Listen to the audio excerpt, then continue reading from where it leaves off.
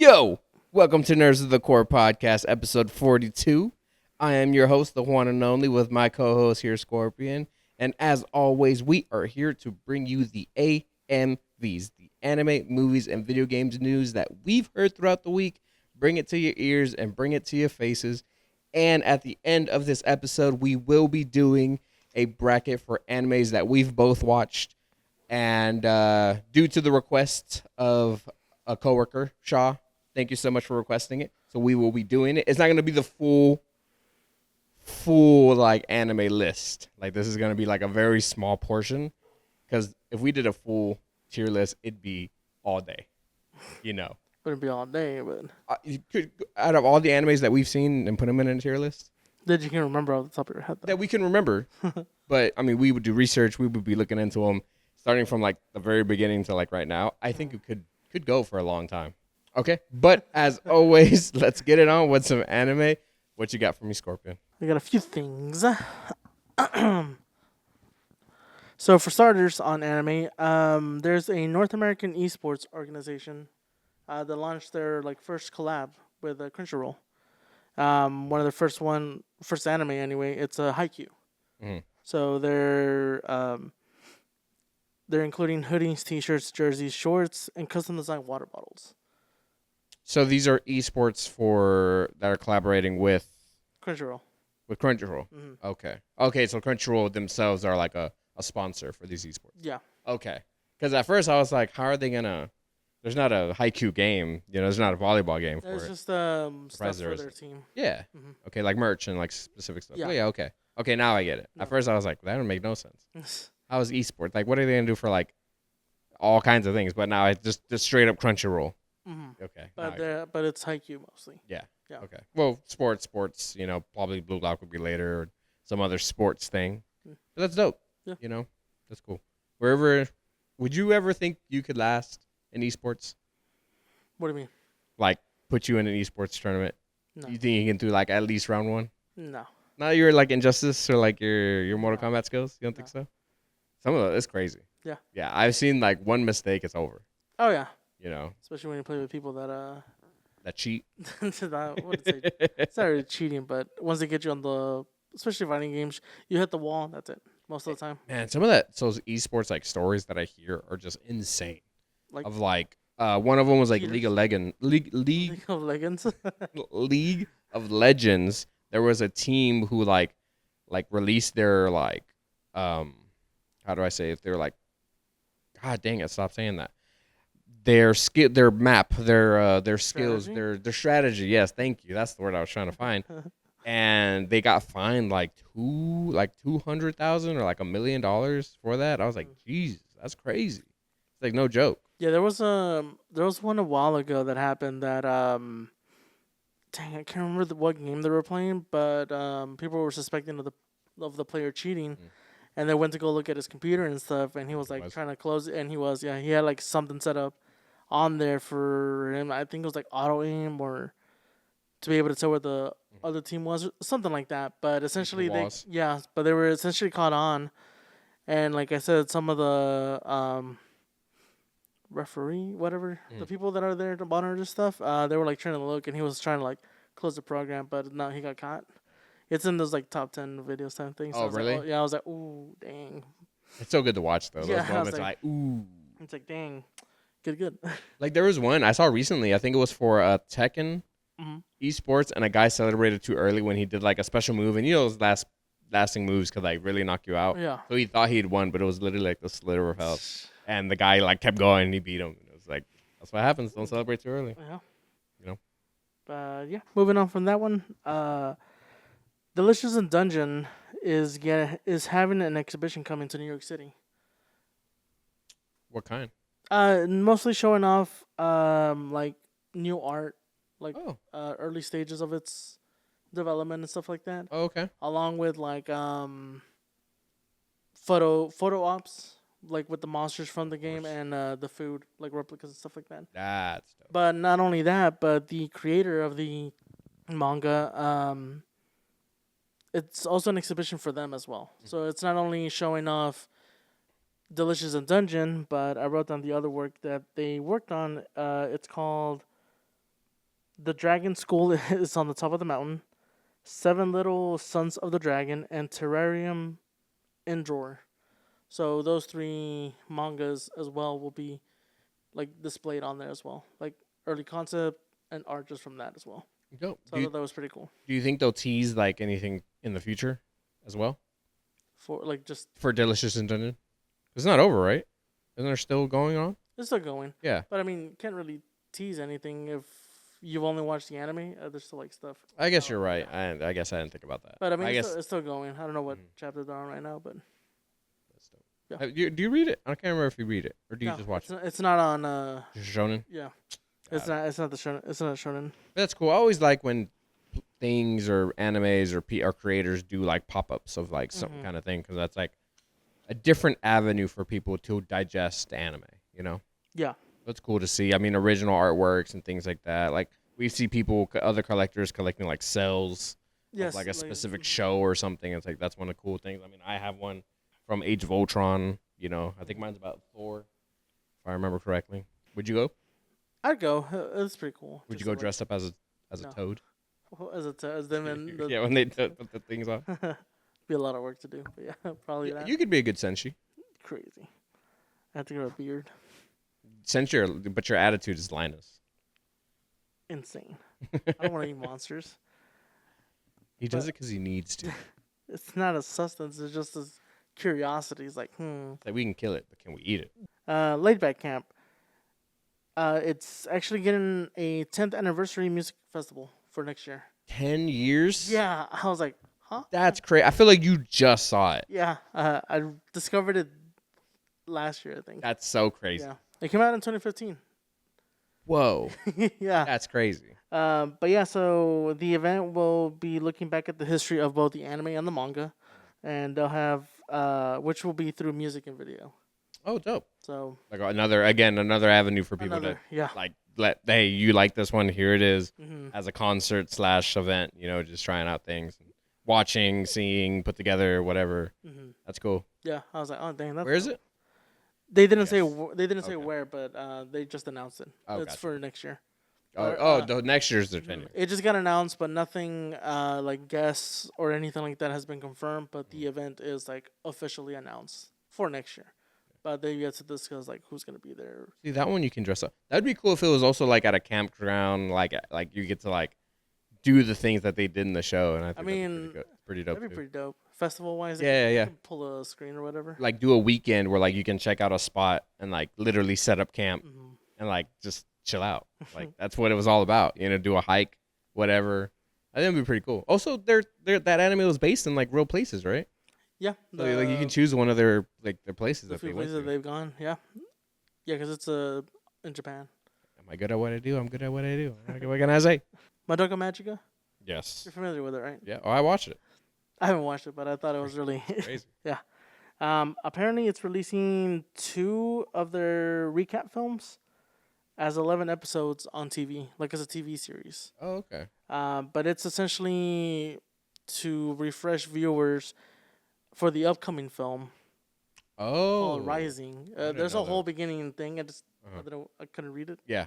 But yeah, it's called Rising, I've not heard of this. and it's set to release next year. I saved the picture to put it on here, but man, that looks really good. Really? Yeah. Damn, can't wait to see it. Yeah, it's really dope. But yeah, no, I mean, Madoka Magica is one of those animes that like you see the cover, you think, oh, it's your Like, magical girl, like Cutesy. cutesy, whatever. But no, it is one of the darkest animes I've ever seen.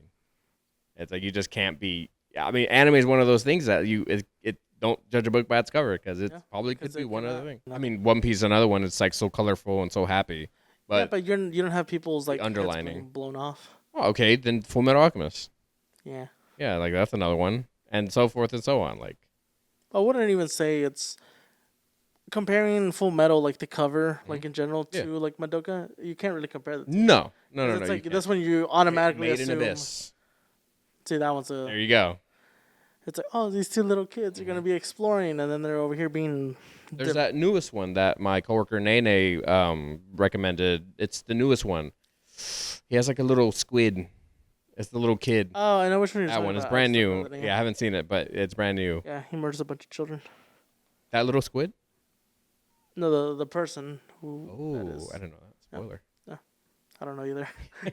It's super short. I think it's like 8 episodes Yeah, only. it's 8 episodes right now. It's Yeah. on its first season. Yeah, so So it's like, it's. but it's in talks to But be no, anime of the yeah. year. All the episodes that I've seen have gone like 8 or 9s, like Mhm. reviewed anyway. So it's on there. Like I've been seeing a lot of like ratings for specific episodes recently. Same. Anytime, and especially right now with some of the new shows coming out, the people I get my anime news from, they'll do like episode ones for each of the ones. So like whatever happens throughout the weekend or the whole week, Mm. and then by Sunday or Saturday they'll be like, oh, this is like let's say it was Blue Lock and then Haikyuu episode this and one obviously because it's the start of the season. But yeah, I've been seeing a lot of things doing that now recently, and I'm just like moving on from that. My last anime topic actually, Infinity Castle Yes. hit the top 4 grossing films of all time in Japan. Whoa. Top 4. Nice. Just to tell you number 1 was Mugen Train. Okay. Number 2, Spirited Away. Not surprised. Number 3, Titanic. Wow. Wasn't okay. That's Yeah. interesting. And then Before being Infinity Infinity Castle. And it's been number 1 for 5 weeks straight. It was actually number 5 behind Your Name Uh-huh. up until this past weekend. It surpassed it. I will not be surprised if Infinity Castle surpasses Mugen Train. Like Mugen Train was such a big deal. Mm-hmm. But now everyone knowing that the Infinity Castle 1, 2, and 3 are going to be like the final like ending of Demon Slayer. So you need to see it in theaters. You can't wait for it in Crunchyroll. I mean, you can, but you know what I mean. Like, you don't have to wait for the season to come out because there isn't going to be a season. It's a movie.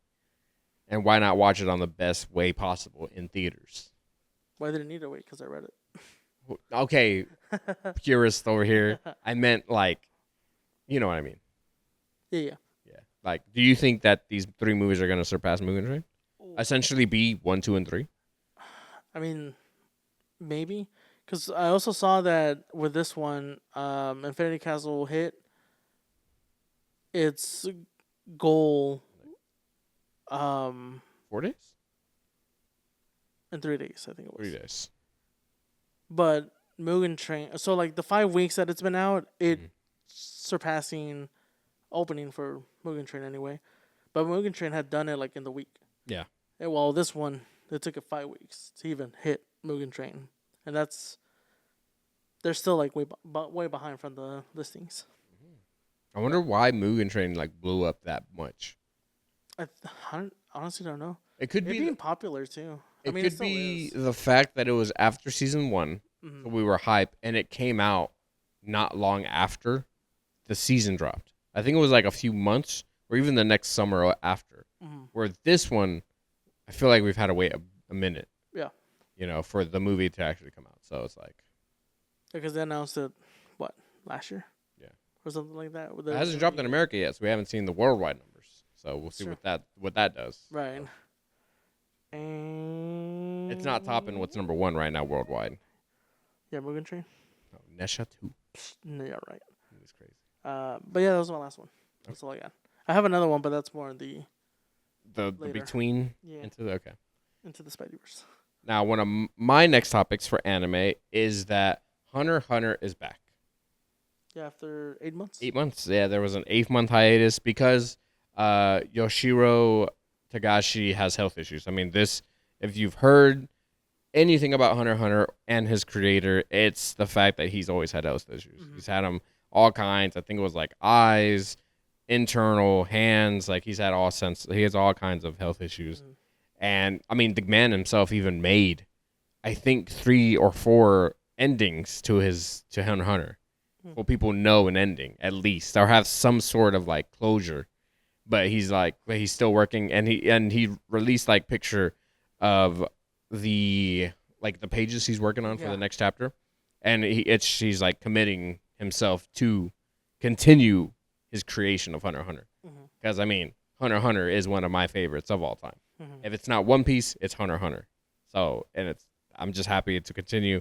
I'm happy to read it. I'm happy to see to continue the story. You know, I want to see what the ending is. You know, what his true, like, what he thinks, thinking about it, even with his life on the line. It's like, what does he think that ending should be? I think that's an interesting thought. What are your thoughts about him coming back and working on it? I mean, that's good. That's fine. As long as it's not rushed or anything. Yeah, I hope so. I hope it's not either. Especially with so many health issues. It's like, that's what happened. That's what had happened with Yu Yu Hakusho. Like literally the last few chapters apparently they were all rushed, so you could tell because even the art quality dropped. Oh really? Yeah, and it had because even like I said, I'm like cool. I'm on the last arc. It felt so quick. It was very like a yeah. It was a very like lackluster ending. I'm just like, Well, he's already thought of 4 different endings, so it's like he's thought about it. He just doesn't know what to do with or which way to do it. Just make all 4. I mean, he could. We'll see what happens. But kudos to him. Keep doing what you're doing. Mm-hmm. On my next topic is the man himself. You can't see me, John Cena. Watches anime. He likes anime, which that's a big deal for us because that's one of our heroes. Villain turned hero again. He that fact that he also likes anime. There's another person, Tom Brady, Michael B. Jordan, and so many more, so many Olympians. Did he say whatever anime he watches? Yes, he obviously he's like, what's your favorite? Because it was in a Wired answers your most asked questions on Google, the things with the strips. He was on that, and one of the questions was like, what's your favorite movie or like what's your favorite anime? And he's like, obviously I don't have a lot of free time, but when he can, he tries to. He said the one he watched recently was Fist of the North Star. Recently? Which is like, yeah, I'm like, are you trying to watch a classic or are you watching your backlog from the beginning? Like, which one are you doing? Because Fist of the North Star is great. Yeah. It's one of those. It's getting a remake next year. Yeah. And it's like, it's one of those masculine, super muscular, like what people strive to be, the style, and the action is crazy, things like that. So he's like, it's an oldie, but it's a goodie, and I agree. But yeah, he was just saying like he doesn't have time for it, which not surprised. Yeah, him traveling with WWE wise, and then Peacemaker right now. Mm-hmm. So that just dropped. It's a lot, yeah. Yeah, for sure. I mean, he also had the head of state happen not too long ago. Yeah. So I mean, he's working. Yeah, he's busy. And honestly, I don't see. I see him doing the avenue of maybe voice acting in an anime.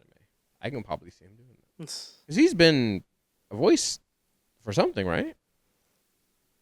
I swear I remember him being a voice for something. None that I can recall. I mean, the only one I can recall is Scooby-Doo, but he was himself. He was John Cena. I mean, still consider voice acting. Right. Yeah. So I guess that kind of works. But I know he's done that. And then on to something that's been happening this past week, which was Gamescom. Gamescom has multiple different things and avenues that they dip into. Obviously, this is the anime section, so we're going to talk about what was released animation-wise, and these are what some of the things we're excited for. So, first one up is Records of Ragnarok 3. I know you. For that one. I'm excited. You're not super excited, right? I haven't seen it. I know. Yeah. So you're not really excited. No. But, I mean, this is crazy because it's the final Season 2 Records of Ragnarok, which is the man versus gods. We are in a battle, Colosseums, like battle fight, and it's pitting these two people together and seeing who wins. If humans win, we live. If the gods win, we die. Mm-hmm. So it's like just straight up fighting. If you just want that, there's not much story. It's just straight up fighting. Check it out. Next, we have Blue Eye Samurai, Season 2 starting up. We're both haven't seen it. No, but my mom has. I saw a clip of it earlier. I almost started it, but I was like, I'll watch something that's kind of quick and easy. So that's why I put the movie. Of course. Yeah, but it has that episode, the first season in it. And I mean, it's highly regarded. Everyone likes it. Everyone I've talked to. I think it had a little thing on there. There was a nominated as well. Like Emmy nominated, probably. Yeah. Yeah, something like that. I mean, it's just animation's great. I mean, story's great. I've heard so much about it. Just. It's getting Season 2, so I'm assuming a lot of people are excited for that. Yeah.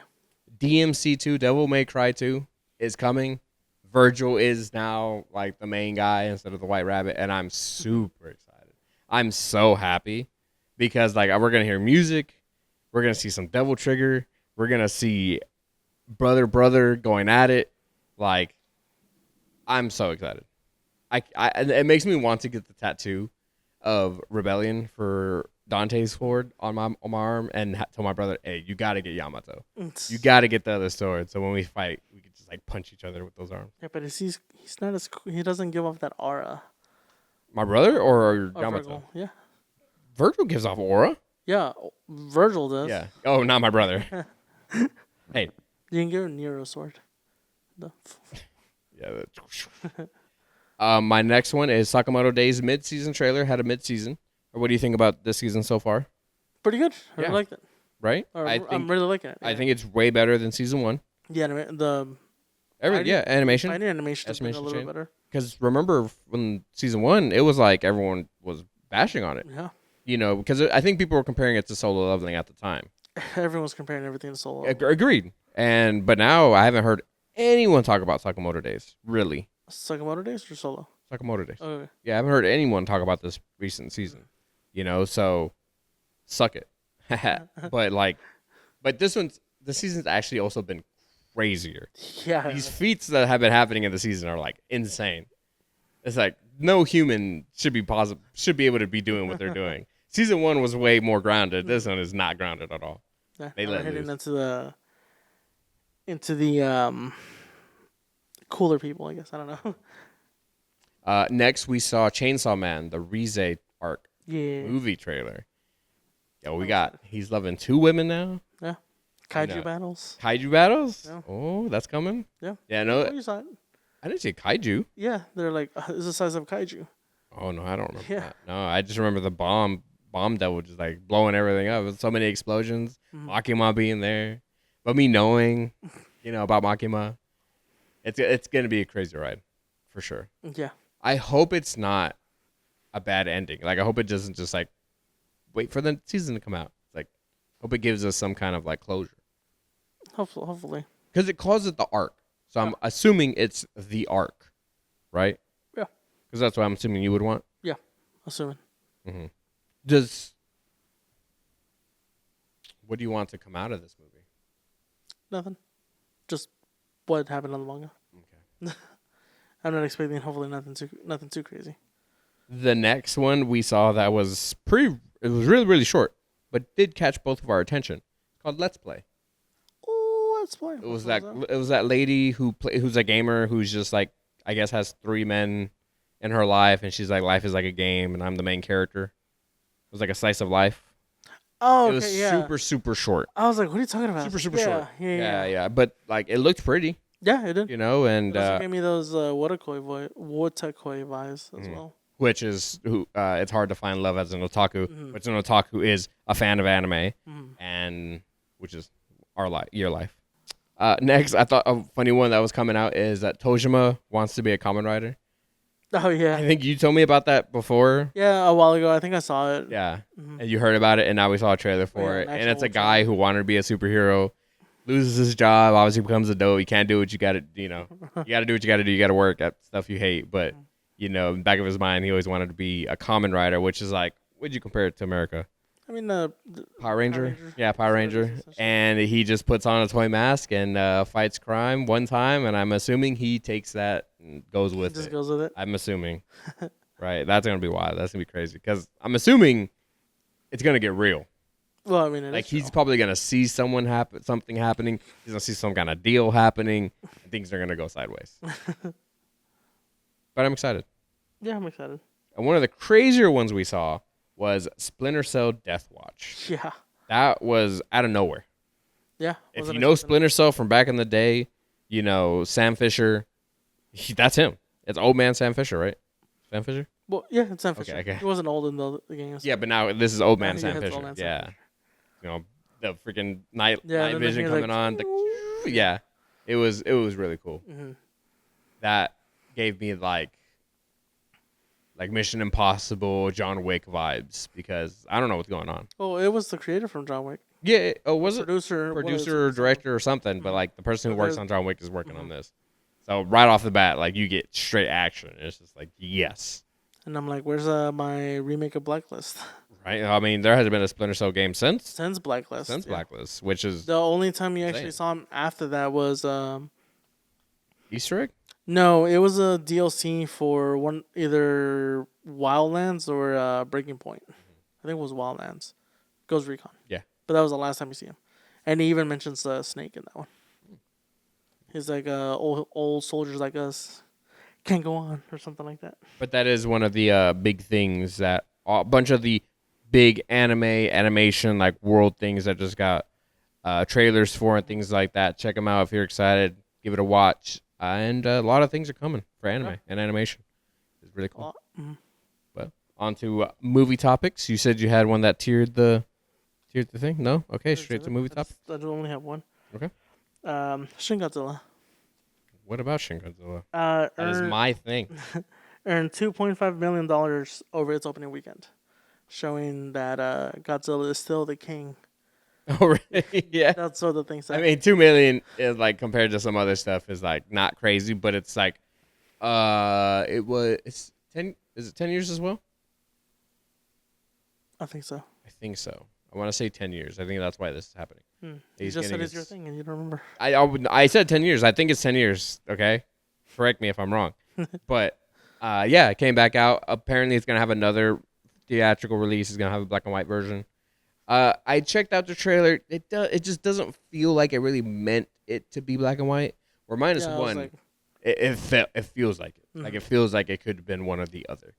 But Shin Godzilla really doesn't scream it. For you me. won't appreciate the atomic breath, things like that. Yeah, like certain things need that color, you know, and like him being red opposed to like anything else, because without it, you might think casual Godzilla, so you think my blue, you know, usual stuff, but not purple. You know, so it's kind of one of a first, and I think you kind of need that visual. Yeah. But now 2 million is great, you know. I don't even know if I have a Shin Godzilla. I have not built him yet, so he is a little Lego set that I have, like one of the bags. Oh yeah, and it's his baby form. It's not even his big form. I do see his big form though, so maybe I'll get it and have him back to back, side by side. there's an Android of it. Yeah, I saw that. There's a lot of Shin Godzilla stuff coming out right now. I'm just like, gotta control myself. Self-control. It's all about self-control. That's it. Now, obviously we talked about John Cena. I gotta talk about Cody Rhodes. John Cena. I didn't know this, but Cody Rhodes is going to be Guile in the Street Fighter movie. I thought that was a rumor. That's hilarious. It's a rumor, yeah, but I saw from discussing film on Twitter, it was like, this is the first teaser photo for Cody Rhodes as Guile. I was like, what? So obviously I went to IMDb and I looked, and yeah, Cody Rhodes is going to be Guile. And in the picture, it's his shadow. So it's not even him. It's the shadow of him. I can see he has camo pants, like camo green. He has a puff jacket, like the puffy jackets. And of course, which I'm super happy for, which we talked about, he has the flat top. And I love it. I think it's going to be so good. Boy better have... I mean, he can technically keep his tattoo that he has, because it's the American flag. That also looks like the bison symbol, too. But he's not a bison guy because he's trying to fight him. Yeah. Yeah. But, yeah, he has a flat top, which I'm super excited for. That's funny. That is really, really funny. Also, I mean, I guess Cody Rhodes is coming into the acting scene. He just was in Naked Gun. That he was there, you know, the bartender. And he actually had a decent amount of lines, you know. More than Becky Lynch and Happy Gilmore, too. That's for sure. But, you know, him as Guile, I think is pretty funny. Roman Reigns being freaking Akuma. Yeah. So, I think it's pretty cool. You know, so many wrestlers in the Street Fighter movie. Surprised John Cena isn't in it. John Cena. Well, who knows? Who knows? He's gonna be. You can't Bison. see him. He's gonna be Bison. And going still on this movie, people wrestling and things like that. Hollywood Reporter actually released the top 10 wrestlers turned actors top 10 list, and I thought it was pretty interesting on who was like on this list, and I thought we should talk about it. So obviously, number 10, they have Andre the Giant, which it was only one movie. Which I think the movie they're talking about is Princess Bride. Yeah. Which I absolutely love, and I think he does such a good job. And I love the behind the scenes of him just like being with everybody, kind of, you know, being that friendly giant that he actually was. Yep. Next is Jesse Ventura. Yeah. Jesse the Body Ventura. He was the governor. There you go. Next is Paul White. Big Show. Big Show. Yeah, he was. It's the Big Captain, Show. no, he was like Captain Anthano. Captain Thing. How old are you, kid? I'm actually 21, sir. He was freaking great. Good. It's good. I mean, and he also had his own TV show. I know he did the Knucklehead movie. He did what? Oh, I've never seen that one. Yeah, you've was seen the cover, terrible. right? He's like Was holding it his a hand baby? up, and he's in Diapers? he's in a underwear. Yeah. Oh, I thought it was a diaper. No, it's not diaper. It's underwear. But like, yeah, Knucklehead. He was in that own TV show. It's the Big Show, right? The Big Show, yeah. Big Show. Which is really good in my opinion. I enjoyed it. Yeah, it's almost because he's still the Big Show in He's that still the show, Big right? yeah. And it also includes other wrestlers in that show. They have the Mick Foley, Mark Henry, and What aren't they singing Backstreet's Back? yeah, or no, they're singing I Want It That Way. I want it that way. I think that's what they're singing. But the show was great. Some people didn't enjoy it, but Next up is Hulk Hogan, which I mean, it was in Rocky 3. But thing I already no, forgot. 3. I Is it think 3? it's 3. I think it's 3. Yeah. I mean, I would put Big Show. He also had another movie that he was in too, where he was a commando. I can't remember the name of it. I think if I see his movie, if I just see his face, just don't go for it. You know. Next is Kevin Nash. Longest Yard. Yeah. As a racist. Oh, god dang it! When he's taking the estrogen, I'm trying to think of one of those quotes. I can't remember any of them. Like, you're gonna be so mean. no, it's like when they're booing. It's like they're trying really hard. It's like, what are you doing? He's like, oh dang it! It's like, and it's Stone Cold too, because Stone Cold's like, why don't you stop being a little B word? No, that's my favorite. But yeah, right? My favorite from Stone Cold is when he's talking to Nelly. Oh, God. And he was like, Nelly's all like, man, you're lucky I'm not on the field right now, or else I'll knock your head. And he's like, well, you ain't on the field, are you? Yeah. Like the way he says but not even so that, much but hate. he says the N word Yeah, so hard. they both do. Kevin Nash too? I think he does too. I Yeah. don't remember Kevin Nash saying it, but I remember when the Stone Cold says it. It's what gets with the black guys on the team. Like, Yeah. ooh. And then, oh my God, I think He's like, I think I made it shit himself. And everybody else is like, yeah. It's like, you know what he called me in the library? What? He did? And like, yeah. Hey, man.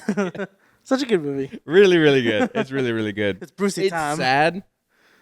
It's sad. Oh, keep going. Mm-hmm. Number 5 is Adam Copeland. Edge. Edge. Yeah. You got it. I haven't seen him in anything. He's number 5, and I can't remember anything. Onward, we have number 4, Roddy Piper. He was in that one movie. Next, number 3, John Cena, What's he been in? which he's been killing it Been in lately. a lot of things He's lately. been doing a lot more lately than I feel like earlier, because I couldn't name you a lot of stuff that he wasn't previously. The Marine. That's one. I think that was the starting This thing. is starting one, yeah. But then that whole years, I don't remember a lot until he got into the comedy realm. You know, with our sisters or baby mama. Yeah, You I know, forgot he being was in that one. guy. Yeah. You know, he's like, I have Advil, I have Also, I Flintstones. got Flintstone gummies. Yeah, all kinds of like that. I think from that point, Mm-hmm. I think he realized who he was in the acting world, because he's different than anybody else. Yeah. Nobody does like John Cena. No, John Cena. Yeah, John Cena. Yeah. Nobody Yeah, else no, does not like. really. I mean, him and Peacemaker. I mean, first season had him in his underwear. Not just that, but the freaking movie itself. It was one of the best Yeah. parts in Suicide Squad. Suicide Squad, yeah. You It's know, really funny. and it's the reason why he got his own show. Yeah. You know, But I think Peacemaker is like one of the ones that are like one of his top like roles at the moment anyway. he did Jackpot, which with Aquafina. That one Oh was yeah, that was really again. A lot of people did not like it. I thought it was fine. He was funny. Ninja Turtles. He was we haven't seen it yet, but he's the oh man, he's like a drunk they picked up. He's pretending to be your friend. Stanicky.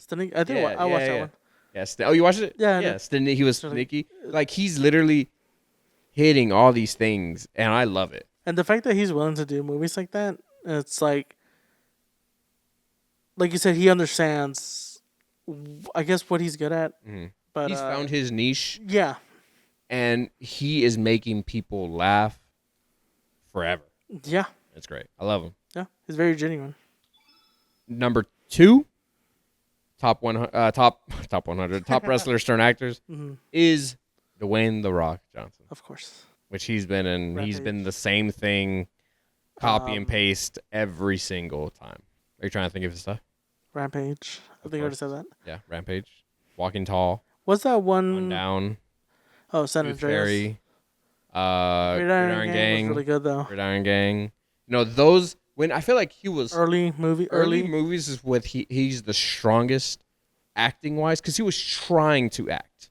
Yeah, because like you said, Walking Tall. Walking Tall, Rundown, things like that. It's really good. Even though they were somewhat similar, but Mhm. then you, like you said, you had Gridiron Gang, Mhm. you had The Tooth Tooth Fairy, comedy. So he was Mhm. dipping in different realms. Yeah, until I feel like Fast and the Furious, he started to become this copy and paste person of like big, bulky man, because it was that Pain and Gain, Jumanji.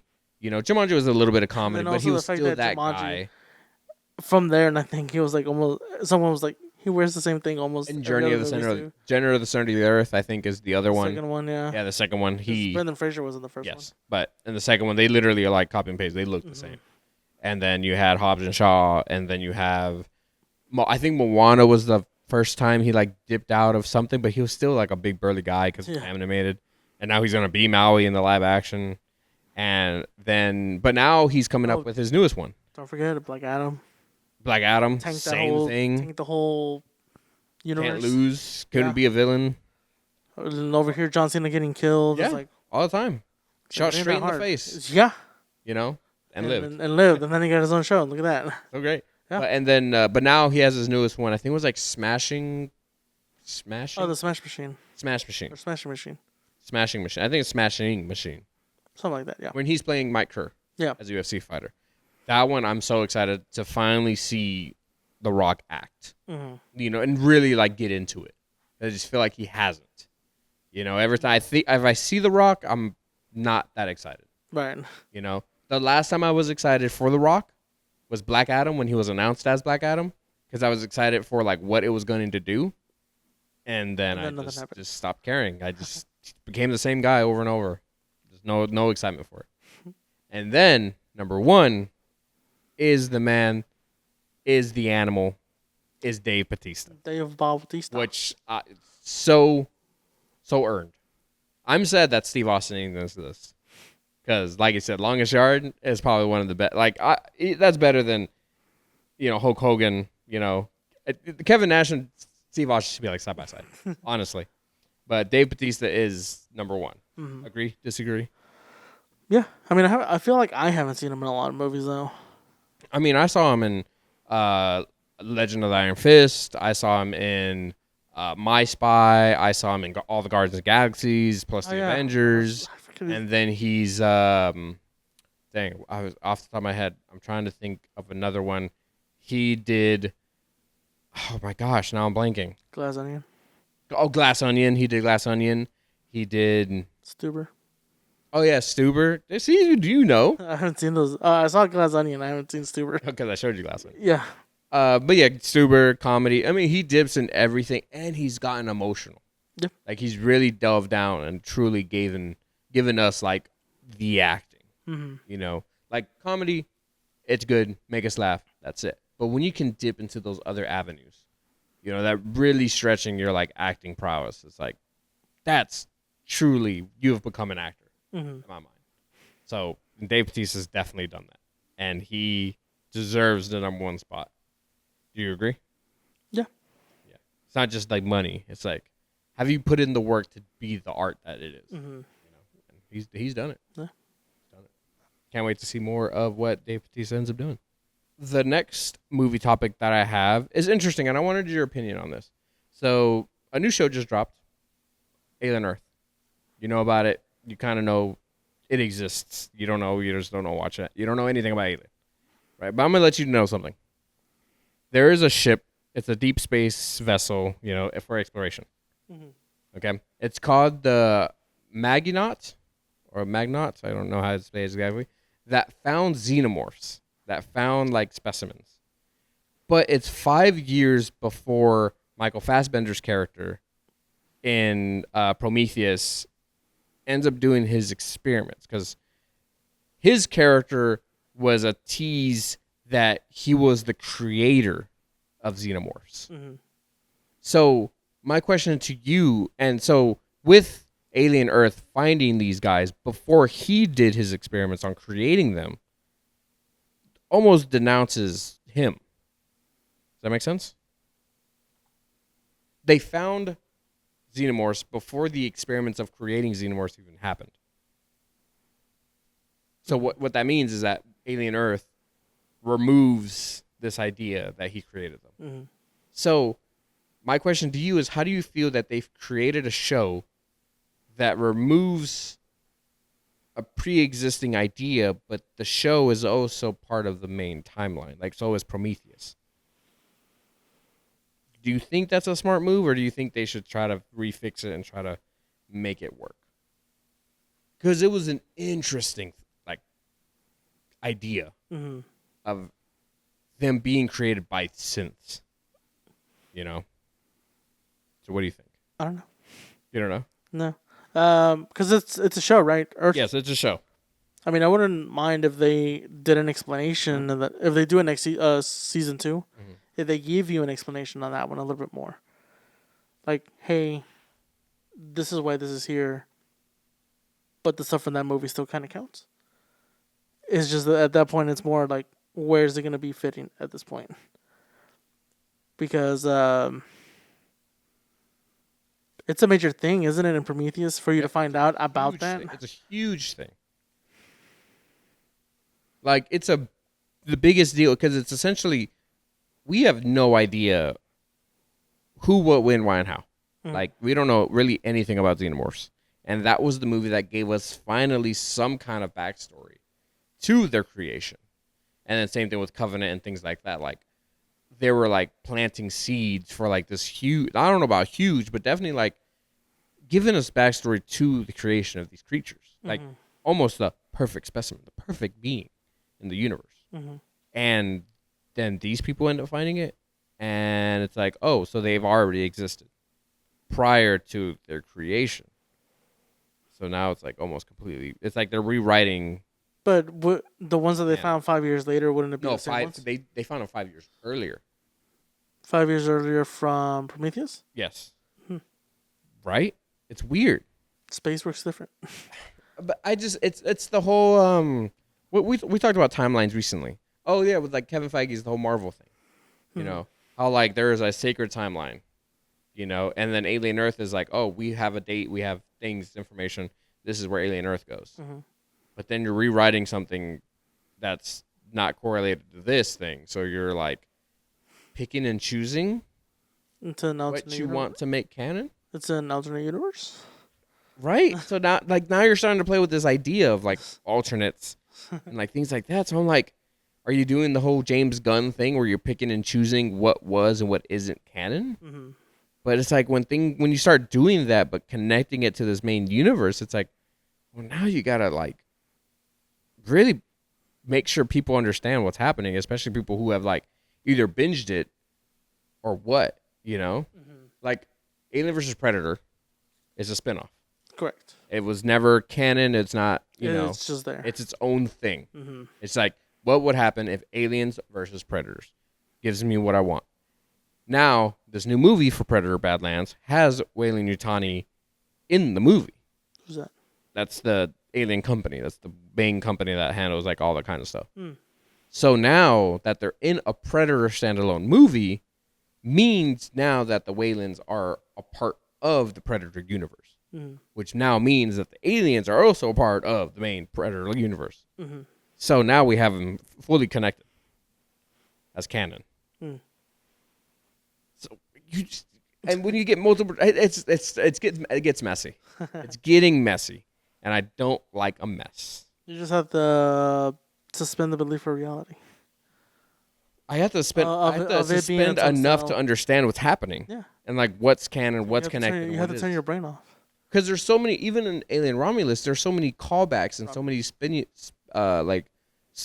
not spinoffs and Easter eggs of previous movies. Mm-hmm. Like it's all connected, you know. So that's why I'm like, okay, I see what you're doing, I see what you're putting out there, but I need to make sure that yes or no, is that connected? Mm-hmm. Like I need to know, or are we doing a whole like, oh no, it's gonna go this way in the timeline?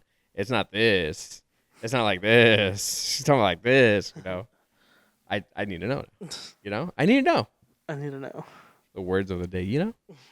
Whoa. What'd you know?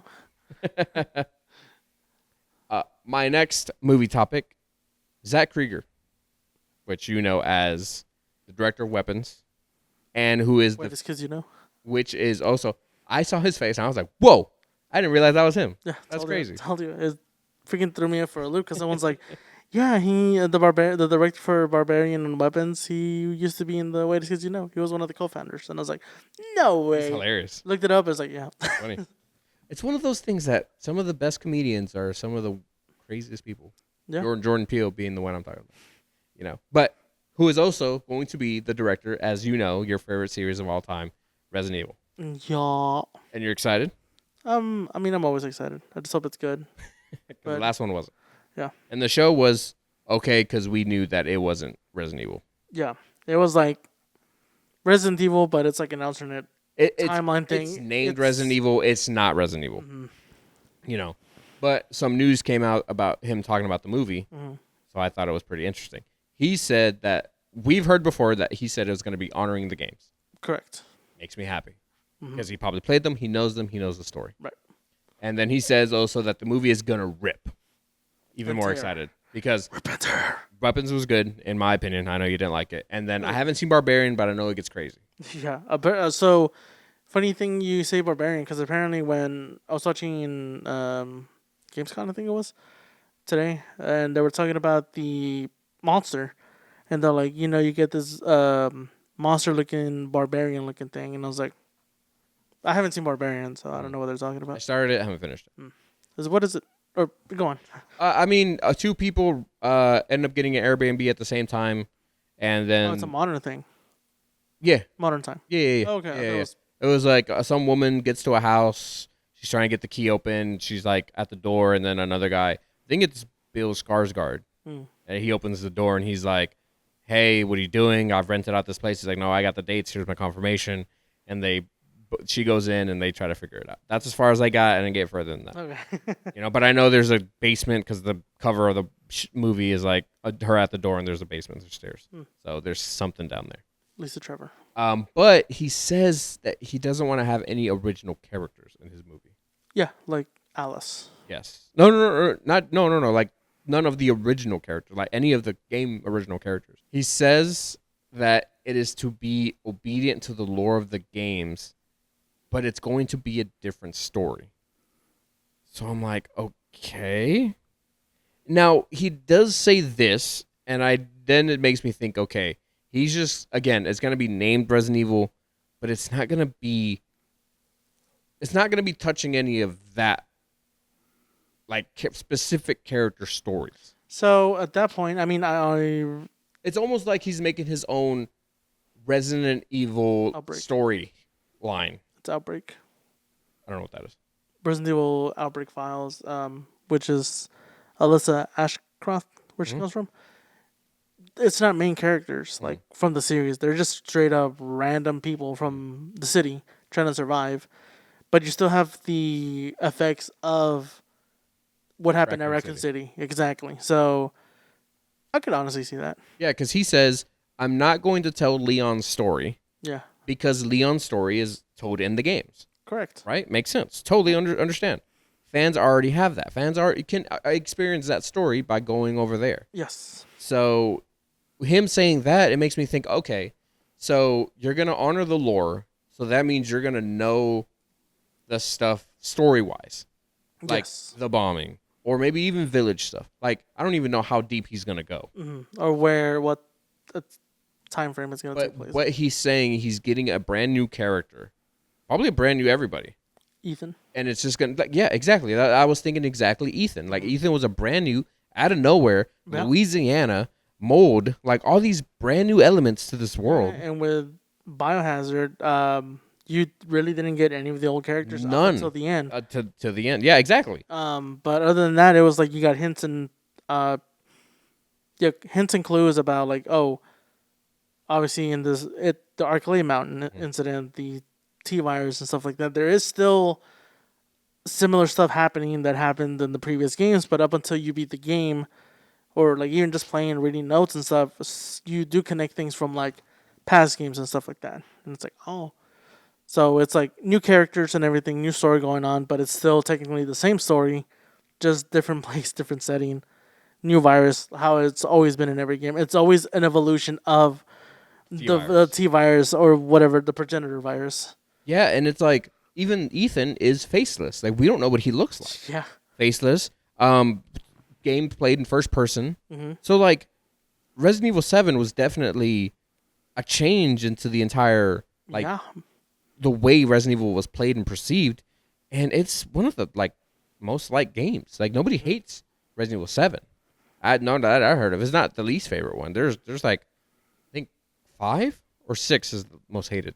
I think 6 is the most hated. There's the one. That's the one with the giraffe giving the woman giving giraffe the thing. Funny. It's like we'll put the picture here. No, you can't do that. What? It's just a 6. Anyway, whatever. Anyway, yes, Resident Evil 6 is like a bunch of characters that we know of in the game, blah blah blah. But like, it just does not do a good job. And then you get 7, completely new, completely fresh, and with him, the way he's talking about his future movie, his future project, is actually giving me hope. He's not trying to recreate a story. Correct. He wants to do his brand new story and giving us a brand new character and a brand new environment. You know? And I'm totally down for that because Same thing. look at Resident Evil. Like Right now, 6 movies. Requiem, also like brand new game, brand new girl. Oh yeah, what are you talking about? Yeah, Resident Evil Requiem, the brand new game coming out. Yeah. New girl. She's going to an old place, so it's keeping the lore there. Yeah, like everything's But still it's all there. fresh. You know, it's all fresh. So I'm like, hell yeah. You know, you were talking about the first 6 movies? Yeah, first 6 movies, how it's all an original character just in the world of Resident Evil. Yes. Where everything was just like, here's this and that's it. Name and that's it. But no, they kill my boy off. I mean, you say that, but they had the breaking of the T-virus. You had, like, the lore. Yeah, it was more spread out to the rats. It was more like the old Resident Evil movies. You had this character, Alice, in, like, the swirl of, like, a mixing of Resident Evil-like stuff. Yeah, she's over there being psychic. And then it's like, oh, here's a character. Oh, here's another character. Yeah, and then they kill them off. Look at it. I'm cooking. Yeah, nothing good. And then it becomes cooked, right? Cooked is when it's bad. Right? No, it's burnt. It's disgusting. Such an unk. No. You thought that was tough. 6, 7. I start hitting the goodie. So now on to my next topic, Gamescom. Like I said, it's probably going to be the ending of each topic. There are some movies, trailers that we got, TV show trailers that we're excited for. So number 1, TMNT 35th anniversary for The Secret of Ooze. Ooh, the second one. Theater. Yeah. Dates on that one? Date, no. Okay. But I mean, there is a date on the trailer. But I saw the trailer, and it's just exciting to see because we're gonna see TMNT tomorrow. We're gonna get that, see that, so we can see the second one, 35th anniversary. See that in theaters. We gotta see Go Ninja Go in theaters. Yeah. I am going Ninja, to go. be headbanging. I'm gonna be up in my seat if there's no one else in the seat, so I don't bother anybody because I'm not that kind of guy. But if it's me and you in the theater alone, I'm getting up. Go Ninja, go. So it's so good. It's one of the best. Like me and Brown Mamba say it all the time. We're like, man, remember when music? They used to make music for the movie, like Space Jam, freaking Men in Black, freaking Wild Wild West. Will Smith pretty much made a song for every single one of his movies. Yeah, it was like the Union 2. Yeah, 2 movies from back to back. But like, they were so good, you know. And like, Go Ninja was like, it's one of those ones. It's like, it's just that movie, just that one time. He never really did it. It's like, that's it. And it's great. Yeah. It's so good. That's also you see Kevin Nash in that movie. You're correct. Yeah. You know why? Or who he is? Yeah. Who is he? Super Shredder. Yeah. Didn't know that. Didn't know tell that them for how the it is. longest time. Tell him what time it is. We saw the trailer to Fallout Season 2. Yes. If you... Did you? I had sent you the video of the comparisons. Did you see it? Yes. Because Yeah. you were right on the mustachio guy. Yeah, I told Yeah. you. It's been so long for me. It has been a very, very long time. If you are a fan of Fallout, which if you are now, it's kind of surprising because it's kind of old. Like there hasn't been a new Fallout since Fallout Online. We don't talk about that one. Yes, Since exactly. Fallout But 4. that's the only one they're like doing anything with. Give us the next one, Jesus. But Fallout. So I always say One Piece is the best animated live action adaptation. Fallout has to be my favorite video game live action adaptation. Yeah, I honestly can't think of. There's been a lot of video Sonic. game adaptations, but like TV show wise, Okay, fine. movie wise, Sonic Sonic is the the only one that one comes to that's mind. been good. But yeah, go on. I don't know what else. No, we were talking about the trailer. Yeah. Fallout, I mean, is one of the best video game live action adaptations. Fantastic. They did their homework. They didn't try to, again, repurpose or remake a story. No. They just got this brand new character, stuck her in, Mm-hmm. and we got a story of a ghoul and a person in the Brotherhood. Like, we had 3 different stories going at the same time, but yet, at the end, they end up intersecting with one another. Yeah. And it's like, that is beautiful storytelling. Mm-hmm. And now we have this whole, like, thing with her dad, and New Vegas now, and all these different, like, again, details of the show. And one of the things that me and you almost screamed at was the Death Claw. Yes, I can't wait. I cannot wait as well. I'm excited just to see how it looks. Like, yeah, it's just gonna be so. And it's also hilarious that, like, she's like, "What do we do?" And he's just bolted. He's He's like- already gone. Like, what do? You already go. You're running. You run. And honestly, you can't outrun it. Like, if you try to outrun a Death Claw, you're gone. Yeah, You're dead. you better have like good weaponry. Big boy. You and better have even a then, big boy. Yeah. Like, And even then, it's like you miss, it's over. Yeah, for sure. Yeah. Like, Death Claws are no joke. It's one of the scariest things in that game, Yeah. and I'm excited. And Don't we're forget about the super death claws. yeah. Oh, or also super mutants. Like, we might see some mutants. Maybe. Yeah, some stuff like that. So I'm excited. Like, it coming back is awesome. Yeah. And we're seeing other like flashbacks and stuff because again, that was so great that they did that in the show. Mm-hmm. Like, I remember, you remember that episode when it was that party? I Yeah, think it was with his the party. with I the think it was- daughter. Was that and she episode? was Yeah, talking it was about in- with the thumb. Yeah. Yeah. And then like, The Like- nukes hit. yeah, but you don't see it, but you see it from the glass. Yeah. And then you see the girl like put her thumb up. It's like, how- oh, it's like how- no. It's like how Yeah. yeah. She asks, right? Yeah, like She's like, at what point is it bad he or was whatever? like, what is it? And Yeah. And then it's all hell break loose, and it's not one. It was It was multiple. all of them. Like it is one of the craziest scenes. Mm-hmm. Like, give Fallout a watch, please. Like, it is so good. Mm-hmm. Like, you'll be invested. You'll like 2 of the 3 characters because I hate Maximus. I hate the Brotherhood guy. I hate him. He doesn't do anything. Even when he had his suit, he didn't do anything. He was conflicted. The ghoul took out like 3 suits. He was a beast. That dude was so cool. Mm-hmm. And golly, but like that scene with the little girl and the thumb, it's like, damn. We didn't see it because we're not caught up. But Futurama season 13 is still going strong. Obviously, I've seen Futurama back in the day.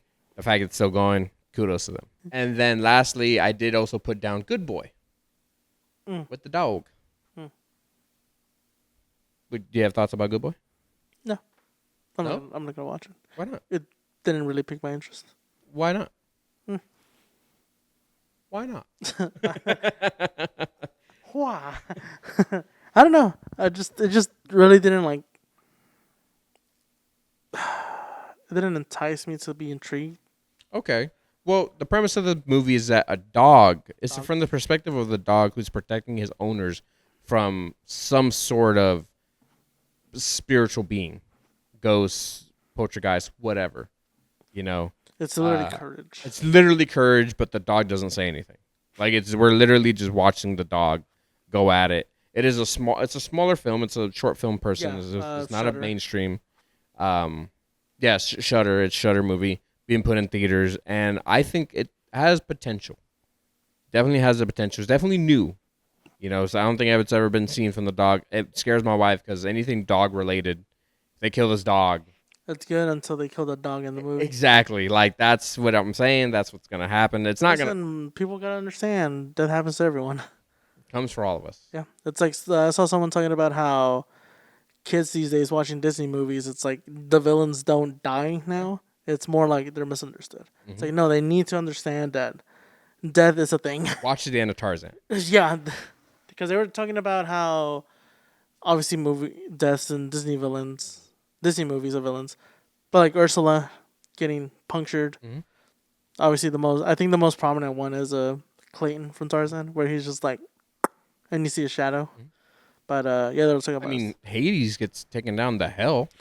Yeah, he Or gets not hell, but whatever. Underworld. Like, he gets all the Underworld. souls. Yeah, he gets taken down through there. Freaking the dude from The Hunchback. He gets yeah, he burned, falls. right? No, He falls in fire. no. I think the bell falls on top of him. Does it? It's so long as that. I need to No. rewatch that movie actually. Maybe. But yeah, stuff like that. But Death death. comes for us all. But all dogs do go to heaven. So now on to video games. Do you have any video games still? I do. What you got? Path of Exile 2. Okay. Again, we've been looking Yes. that we're excited for, but Yes. End of year, gonna be free to play. we might be able to play it early, actually. So the news is Path of Exile 2 is going to be free for 1 weekend only, along with a massive update starting August 29th through September 1st for PS5, Xbox, and PC. Cool. So it'll be for a weekend only, and that's when they'll drop that new update and everything. So they're giving people a chance to play it. I saw someone's like talking about it's like, oh, what class or whatever, this and this, and they're like, well, with the update, a lot of things are changing, so people are still gonna be learning new things here and there. So I was like, ho. So I'm excited. Yeah. No. But I specifically wrote down the date because it's like near the end of the month, next week, I think, pretty much. What was it? 29th through the 1st. You know what else happens that day too? What happens? I think it was, they said the stress test, but the Sonic Crossworlds is also happening. The closed or the open test beta or whatever. Yeah, that is also happening that weekend too. Dang, for shame. dang it. No, I'd rather play Path of Exile for sure.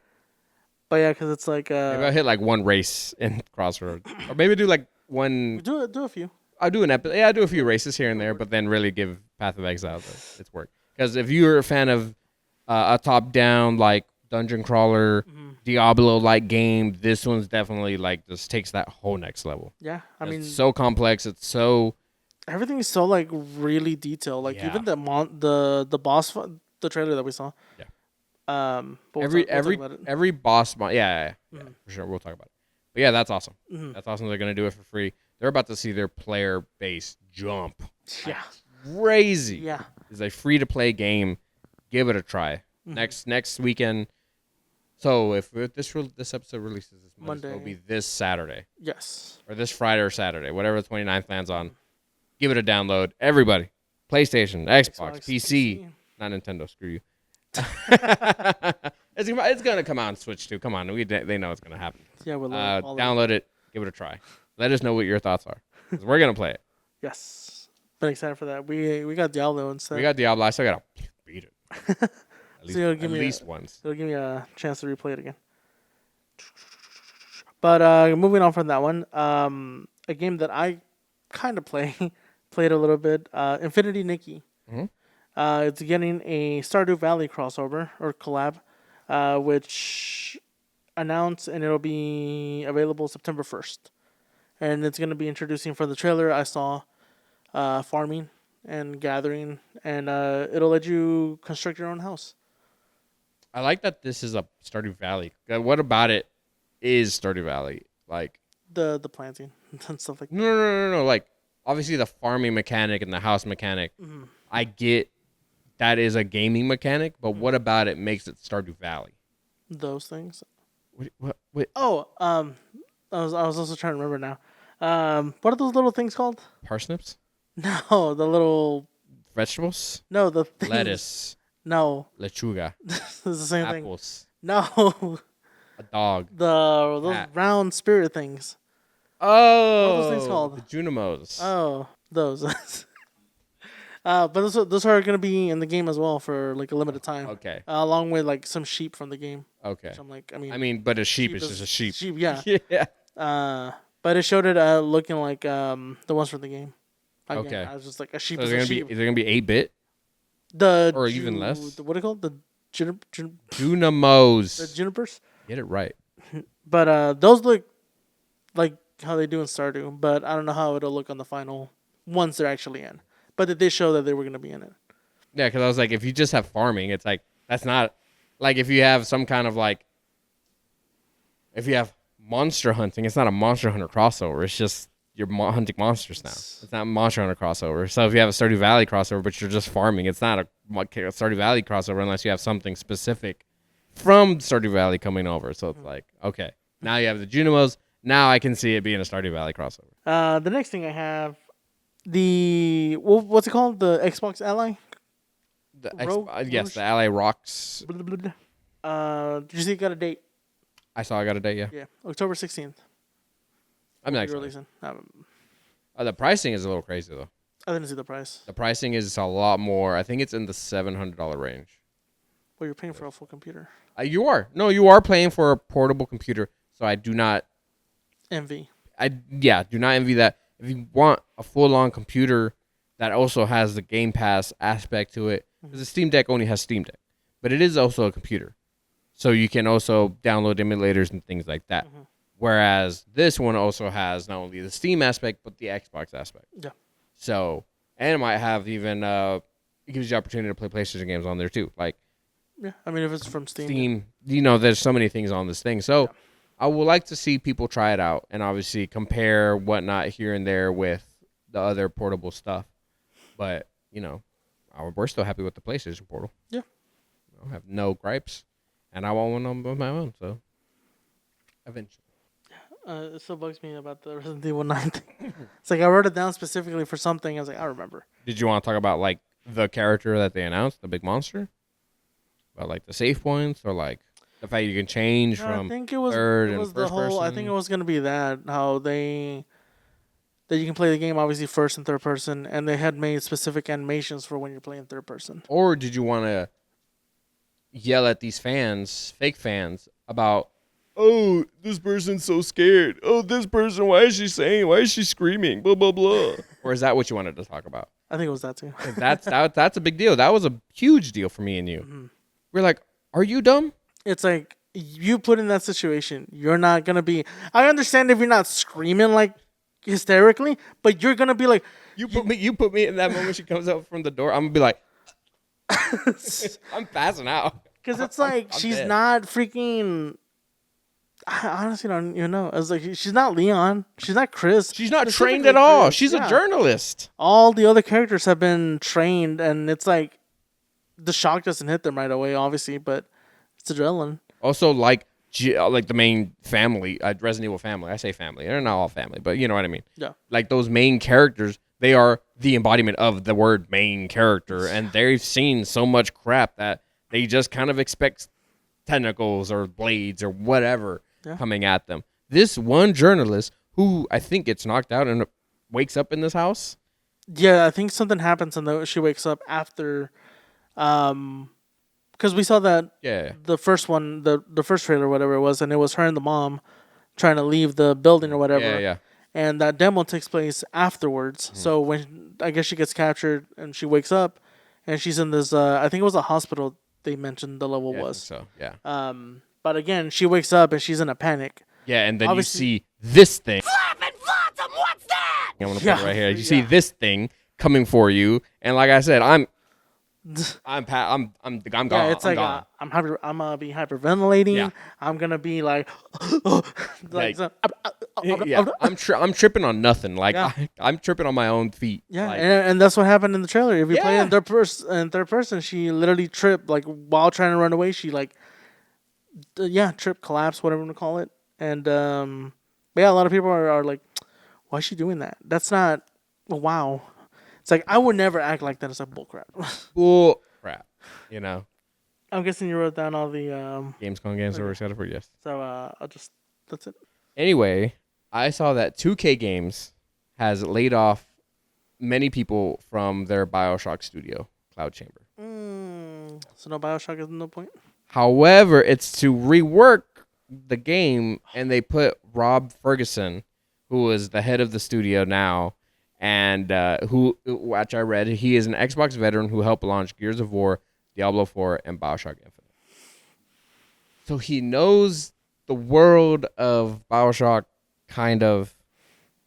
He can help launch it, but it still is like, okay, does that mean you're spending too much money on this thing and you need to cut back? And now we're like, let's put a veteran in there and see what happens, kind of thing. You take away 5, you put in 1, kind of thing. We don't know what he is going to do. Fire people. I just want BioShock. What would you want from BioShock at this point? So BioShock Infinite ends, spoiler alert, huge spoiler for one of my favorite franchises of all time, video game franchises, BioShock, is the whole lighthouse theory. Mm-hmm. This whole concept of lighthouses. I love that. Like I said, I've never, and BioShock Infinite's hated across the board. I think that 1 and 2, people don't like them. Yeah. But I've never had a game, after I played it, sit there literally for 20 minutes. 20 minutes, I'm sitting there thinking not just about what just happened, but about my own life. And just like, holy crap. Like, Jesus Christ. And then to just go straight to the internet and just think of all these theories and things I missed and things like that, like little details that here and there about the game. And I'm just like, no other game has ever done that. I need them to kind of take that next step for this lighthouse theory. Because that you can really get crazy with it, What if it's a reboot? They call it 4, though. Well, I guess no, because they're still reworking it, so I don't know what that means. So, would you kindly? I love it. I mean, he even said, like on a tweet, he's like, "Would you kindly let me announce something?" And he's like, that he's gonna be the head of the studio. Sleeper agent activated. I mean, honestly, anytime I hear "Would you kindly," it like tickles my brain because I'm like, that comes from the first one. It's like, it has affected me and in my own life, and I just that is what that game has done, and I love it. I have an idea for a future tattoo for BioShock, so it's like that's my game, that's my series, and I love it. So it's like pretty dope. We've been a big daddy. Let's be a little sister. The next one I thought was pretty interesting is that Marvel Rivals developers have the go-ahead to make their own original characters. That sounds weird, right? Especially like 2 weeks ago, we talked about how they have the rights to so many characters. So why out of nowhere are they like, you can make your own characters? Isn't that weird?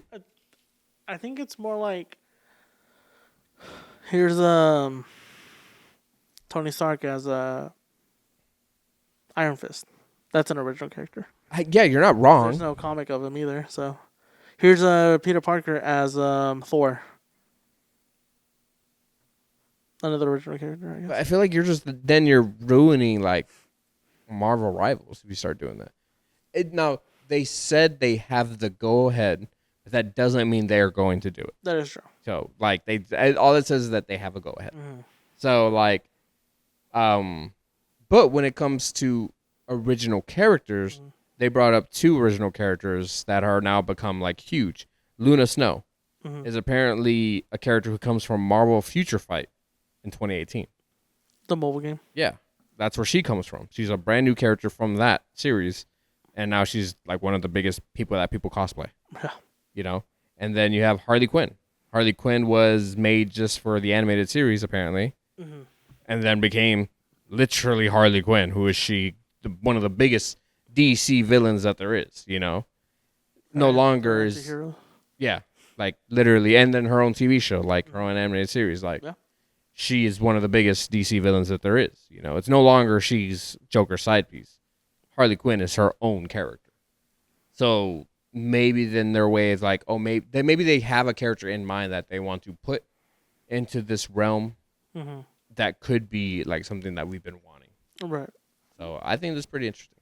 Yeah. I guess we'll have to see if they even do it too. Also, I mean, heck, I mean, go to Reddit. I mean, there's probably so many different like characters people have already made that they can collaborate with and talk to and try to get like, oh, here are the fan created ones. No, you don't like that? No, No. Too much? too much. I mean, we don't even know how far this is going to go. They have all these characters. Now they can make their own. This roster can go on forever. But at what point do you make two? What point do you make another? Or do you just keep going They might just pull Overwatch and just keep going? and be like, "Here's Overwatch 2." Just Yeah, right here. It's kind of cleaner, yeah, but it's not. but it's not. It's literally the same game. My next topic is some bad news, but not the worst news. Is that the PS5 prices are increasing on August 21st due to challenging economic environment. Surprise, surprise. Tariffs. Did you see the GameStop post talking about I mean, I saw the Dash XP thing. what was it that she people? You sent it to me. A guy comes in with his PS5. He's like, "Hey, I want to trade this in." He's like, "All right, wait, where are the cords?" He's like, "No. I want to trade the games on the inside."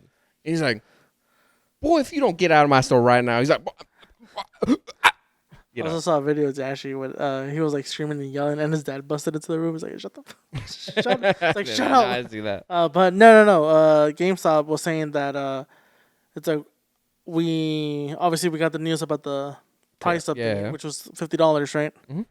They're like, if you have your PlayStation 4, Xbox, whatever, and trade it in, we'll cover that $50 from the trade in. That is pretty cool. So essentially, they're like to help you if you're wanting to get a PS5, trade in your old console, and get $50, essentially covering that 50. Yeah. So I was like, that's pretty cool. dope. Yeah, Which GameStop always does do tries to.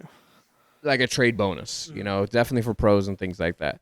But if it's like a regular person coming in and giving them an extra 50, now that's cool. Mm-hmm. But I'm pretty sure that's for pros only. Oh, what? Oh, the What do you whole. think that it being just for pros and not for like your regular? I mean, employee on or there it said for customers? everyone. Okay, yeah. If it's for everyone, that's even cooler. Yeah. I would think it's for pros. But I think they're gonna be like, we'll say for everyone, but once they're there, You have to have it. you have to sign up. Yeah, exactly. So it could be one or the other. But yeah, I even wrote down the prices. The digital version went from $450 to $500. The normal version went from $500 to $550, and then the Pro went from $700 to $750.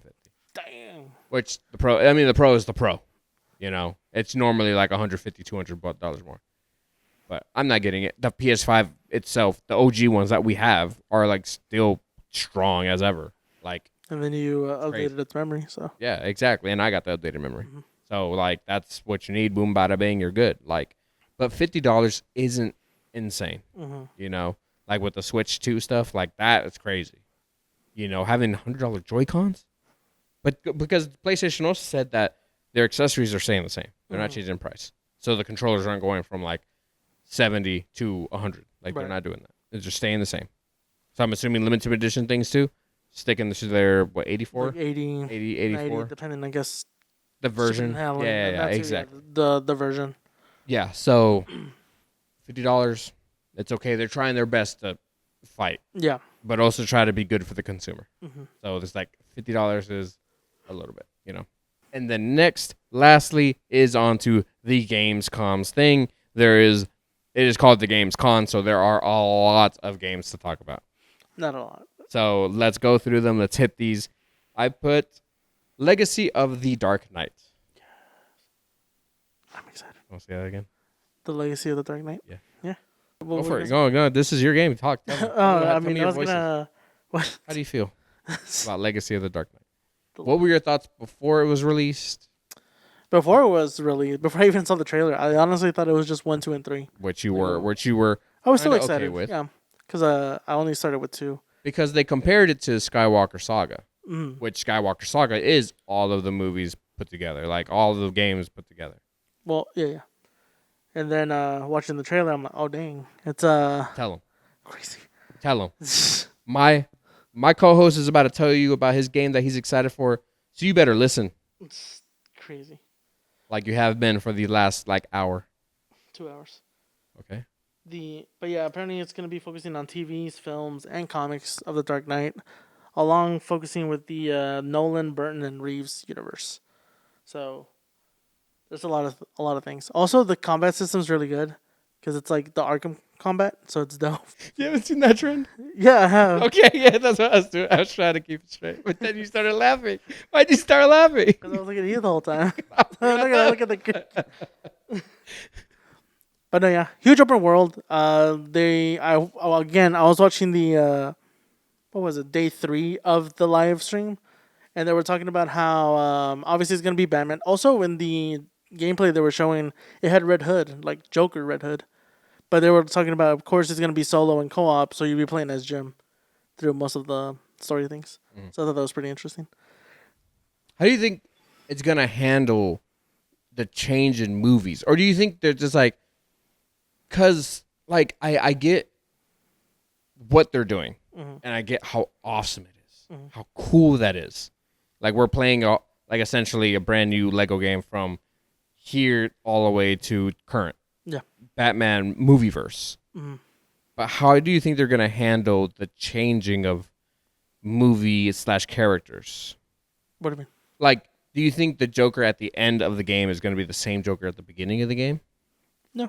No, right? It's gonna be the Jack Nicholson one. Yeah. But like, how do you think they're gonna handle the change in that? Like, okay, like I've never played any of the Lego like compilation movie games. You know, Lord of the Rings, Harry Potter, Star Wars. I haven't played any of them. I mean, they're just Marvels.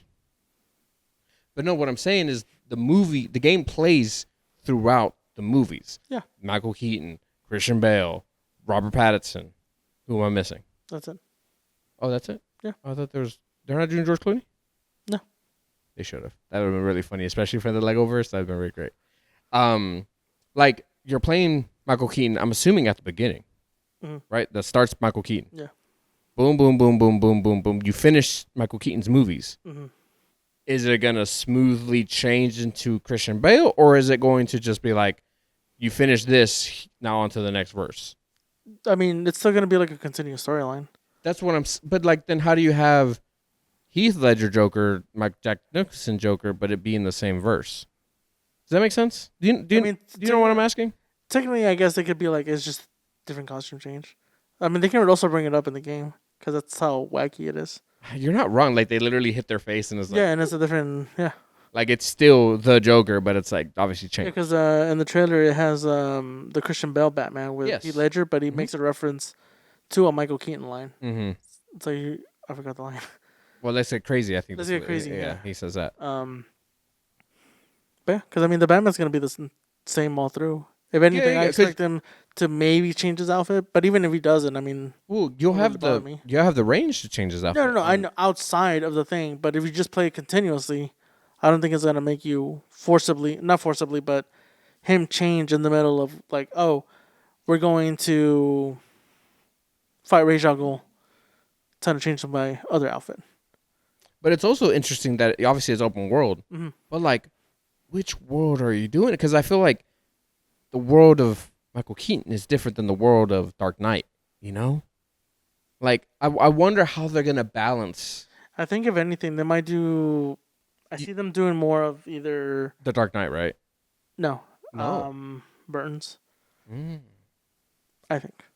I feel like you saw more of the city more. I don't know. Yeah, That's what I'm saying. Like, I don't know. Like, I'm asking about this question. I haven't even thought about this question until right now. Like, how are they gonna smooth? Because I know it's gonna be a continuous story. You're playing beginning to end. You're not. It's like playing any of the other Lego movies. You're playing movie 1, 2, 3, 4. You're going through. You know, you're playing through them all. But at what point, or is it just gonna be like, oh, you finished this, now on to this one? Well, like so like Avengers, for example. Yes, it's a continuous story, but you have then the free roam area where you have to get to set objective, and then that starts off that level, which is whatever's going on. So, I don't know. It's an interesting thought. We gotta wait and see what else comes out. You know. No. Interesting question though. Like, how are they gonna do it? I feel like you got some huge worlds. Yeah. You know, open worlds. Yeah. Multiple different characters, but how are you gonna smoothly tell your story? They could the also Depending on which of the movies you are, that's the world you're in. That's what I was thinking. I was thinking, oh, this movie's done. You close that VHS and you go on to the next one. Mm-hmm. You know, you go into the DVD and then you go into the 4K Robert Pattinson Mm-hmm. or whatever. I don't know.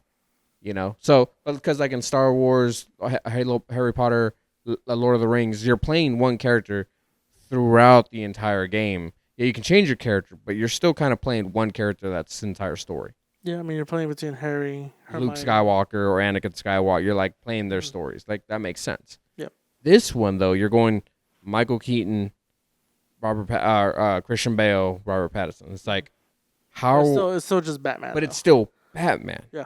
But we know it's not the same because we're gonna have a training montage for Dark Knight over here in the middle, opposed to it being at the beginning. Well, it could also or be a flashback. it can be a flashback, Mhm. or it can be like they like chopped it up into many pieces and like really put it in. Put all it of together. They They could. could really do that too. Yeah.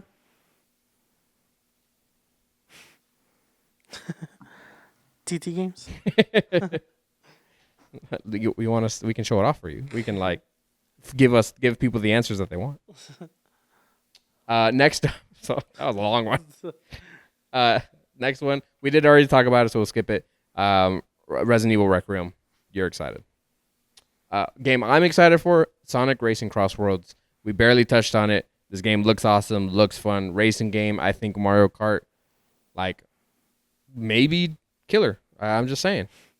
It looks fun. It does. It just had a Pac-Man, like, it's going to have a Pac-Man crossover too, and you're playing the world of Pac-Man. Yeah. That's awesome. You know, and the fully customizable cars, like, it just looks like so much fun. Mhm. You know, so I'm super excited for it. I'm really, really wanting a good racing fun game that's not Mario Kart World that's blocked by a console that I have to buy. So this one is hot. This one is really, really hot. Battlefield 6 / Black Ops 7.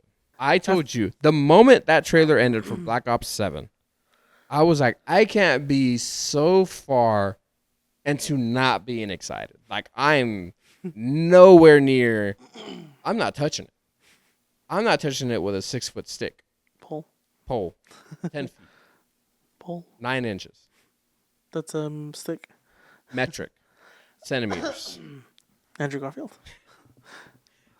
I'm not excited. It was like I was on shrooms. Or I don't. That is what I expect being on. It was so insane. What was happening in that trailer? Also, you're bringing back characters that were like already gone. Like, what is happening right now? No, this takes place in the past, remember?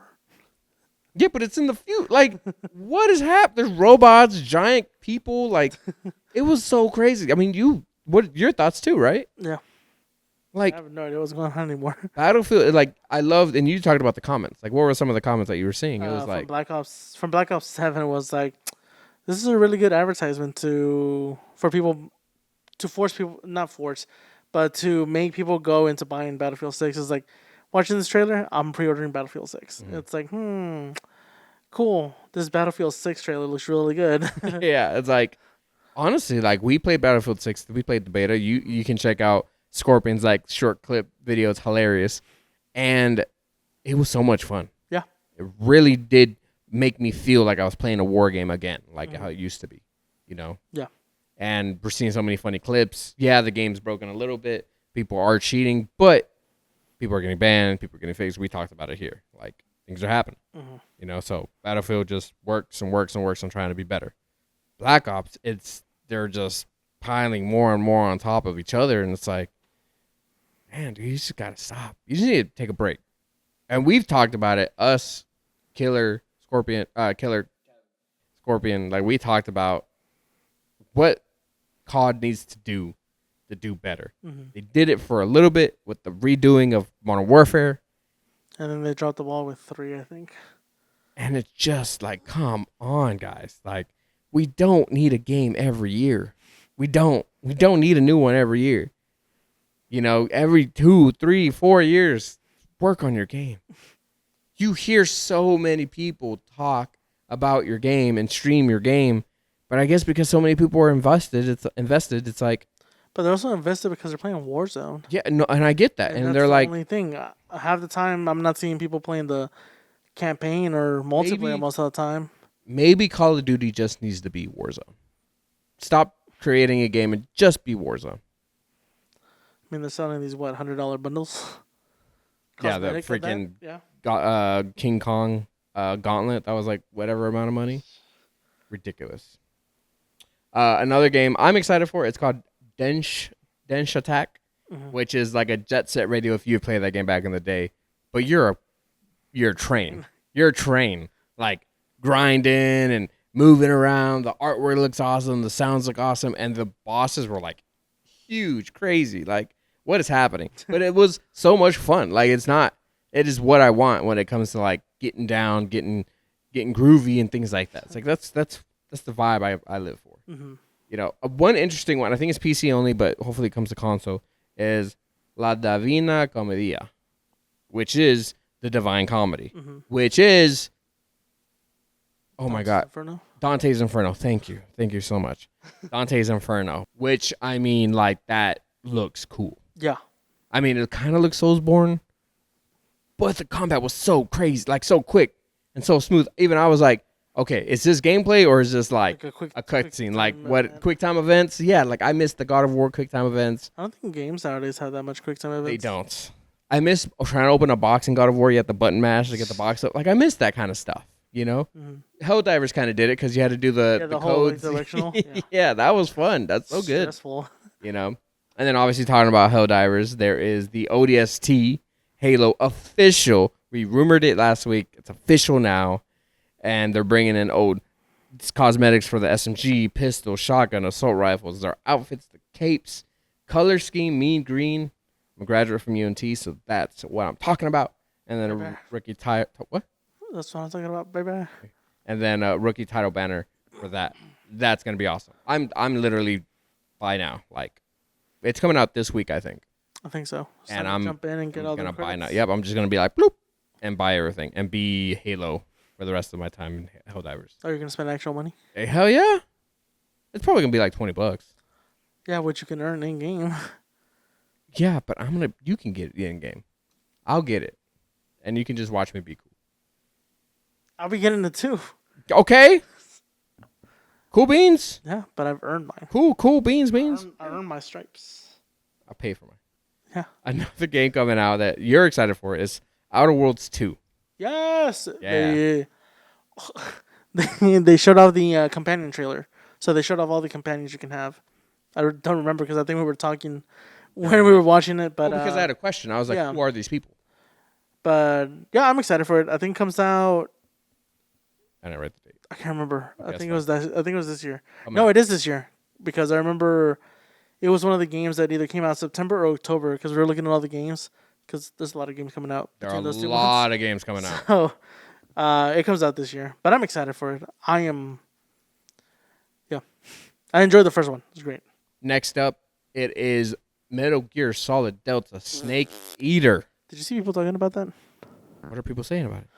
Nothing bad, but some people are like, "Did you know that in Metal Gear Snake Eater Delta, when you get hurt, you have to heal yourself, and then you get because you know how the old one was, and you get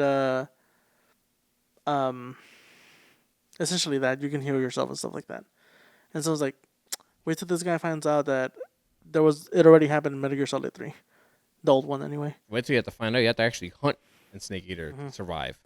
And someone's like, yeah, but this one, it gives you scars. It's like, so it's more detailed. It's still the same thing. The only thing is that it's detailed now with the graphics and stuff and the system, whatever. But yeah, because now whenever you heal yourself or suture yourself, it'll leave a scar and it'll heal into a scar. And someone's like, that's literally the only difference. The guy's literally repeating something that's been there for the last whatever years, and this is it. But yeah. Also, another thing, did you ever play that demo that was in that game? Probably. In the old one? So essentially, when you get put in jail the first time by, I forget his name, Thunderbolt, that guy. You do a codec call, and then once you're done with the story one, you do another codec call. you save your game, quit, and when you load up the game, you enter a nightmare sequence. And it's a character with like these two blades that look like the one from Movado. You know, the hook ones? Yeah. And it's a demo because you only play it for a certain amount of time until Snake wakes up. But essentially, that was a little demo from a canceled game that Hideo Kojima was making. And they not only did they remaster Delta, but that demo also got high-resed into the new one. Dope. And people were upset because they really wanted that game because of how good it was. But they're like, because Konami being greedy, they canceled it and made Kojima made 3 instead. I mean, but the whole Hideo Kojima Konami thing is such a huge thing. Yeah. So we lost a lot of stuff. But hey, Hideo Kojima still has that USB filled with ideas. So Yeah, but no it's probably in there. But no Silent Hill with Guillermo del Toro. We are getting Silent Hill F, You are. which you're gonna play and be really excited I'm about. not gonna play. You are insane. Yeah, that game looks really, really pretty, but that game is probably too much for both of us. Honestly. MK Legacy Collection. Yeah. Got an update getting the mythologies. Yeah. Sub-Zero Sub-Zero. and Special Forces. Special Forces. Yeah. I wish they would have included Shaolin Monks. Yes, that would have been really cool because that's a 2-player co-op game. Never played it. Hey, this doesn't mean that this is the first. This is the only one. That is This true. could be the Legacy Collection Part 1, and there could be a Part 2 that has the other 4 games. We don't know. Fingers crossed. What could be? Yeah, fingers crossed. Next up, we already talked about it, Path of Exile 2. Yes. We talked a little bit. Yeah, bosses look crazy. Game looks crazy. Way bigger than Diablo would ever be. And Highly wishes it detailed. would. Yeah, highly detailed. Check it out. Check out the trailer. If that's your jam, dungeon crawler, you're going to like it. Yeah. It's because it's doing a new expansion. A game we were surprised of. That kind of surprised us. Surprise. That surprised us. It was that Halloween Oh, is yeah. getting its own game. There have been many horror games come out that had not done really that well. And it's Friday the 13th, Texas Chainsaw Massacre, Mascara. Aliens from Outer Space, Killer Clowns from Outer Killer Space. Clowns from Outer Space. They're aliens. Killer Clowns from Outer Space. Yeah, but they're clowns. What was it? Who's it? Was it? Dead by Daylight. No, not Dead by Daylight. Evil Dead. Oh, yeah. Evil Dead. The Evil Dead also had one. Each one of them, the same kind of game. 5v1. You live, you run away, you get away, or you die. What? Say all right. All right. Now, Halloween, we read the description. Yes. And it sparked our attention. Yeah, because not only does it still have the asymmetrical thing, but it's 1v4. 1v4 this time. But not only are you doing the 4, but it's like you can get the help from the people in the town. The town. And that's Like, your goal isn't to start up these generators, open the door, and get out. No, your task is to tell as many people that this man is coming. And then you guys, as a unit, are going to go after this man. Now, his goal is to kill as many people as possible to stop that from happening, which is such an interesting take. But now there is also a single-player aspect. single player, yeah. Which we are interested And in. what's crazy is you play as Michael Myers. yeah. Mhm. Where it's a specific thing that happens in, I guess, the movies. Yeah. But it's like something that you not relive, but you partake because you are playing as Michael Myers. So you're just going through the events of said thing. But the fact that there's also a single player, it's pretty dope. Yeah. I think this might be one of the most successful horror franchise games that there might be. You know? Other than Dead by Daylight. Dead by Daylight is has so many freaking things in it. Yeah. Next up, we also have Borderlands 4, which obviously I got my tattoo.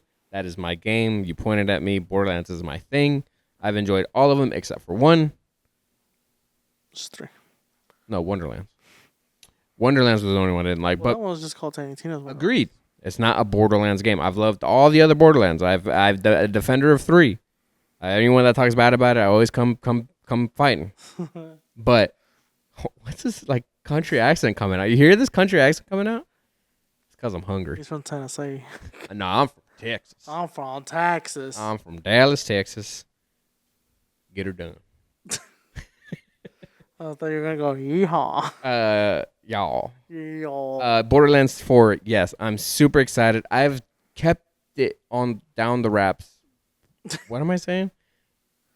You know what down the wraps? What's it called? People have it on the wraps. You know what I'm trying to say? Oh, boy. God damn it, Bobby. No, because keeping it on the wraps is more like you yourself know what it is, but it's Keeping like myself on the wraps of. I'm keeping myself out of the know. There you go. Out of the That would be know the more because precise words. there have been so many trailers, so many shorts, so many informations about each character, about the game itself, and things like that. I don't want to know. Yeah, I just want to go in fresh. Yeah, like in the morning, I was doing the dishes, and so I put Gamescom on again. It was day 4, but they were mostly talking about all the games that have been announced. So like Batman,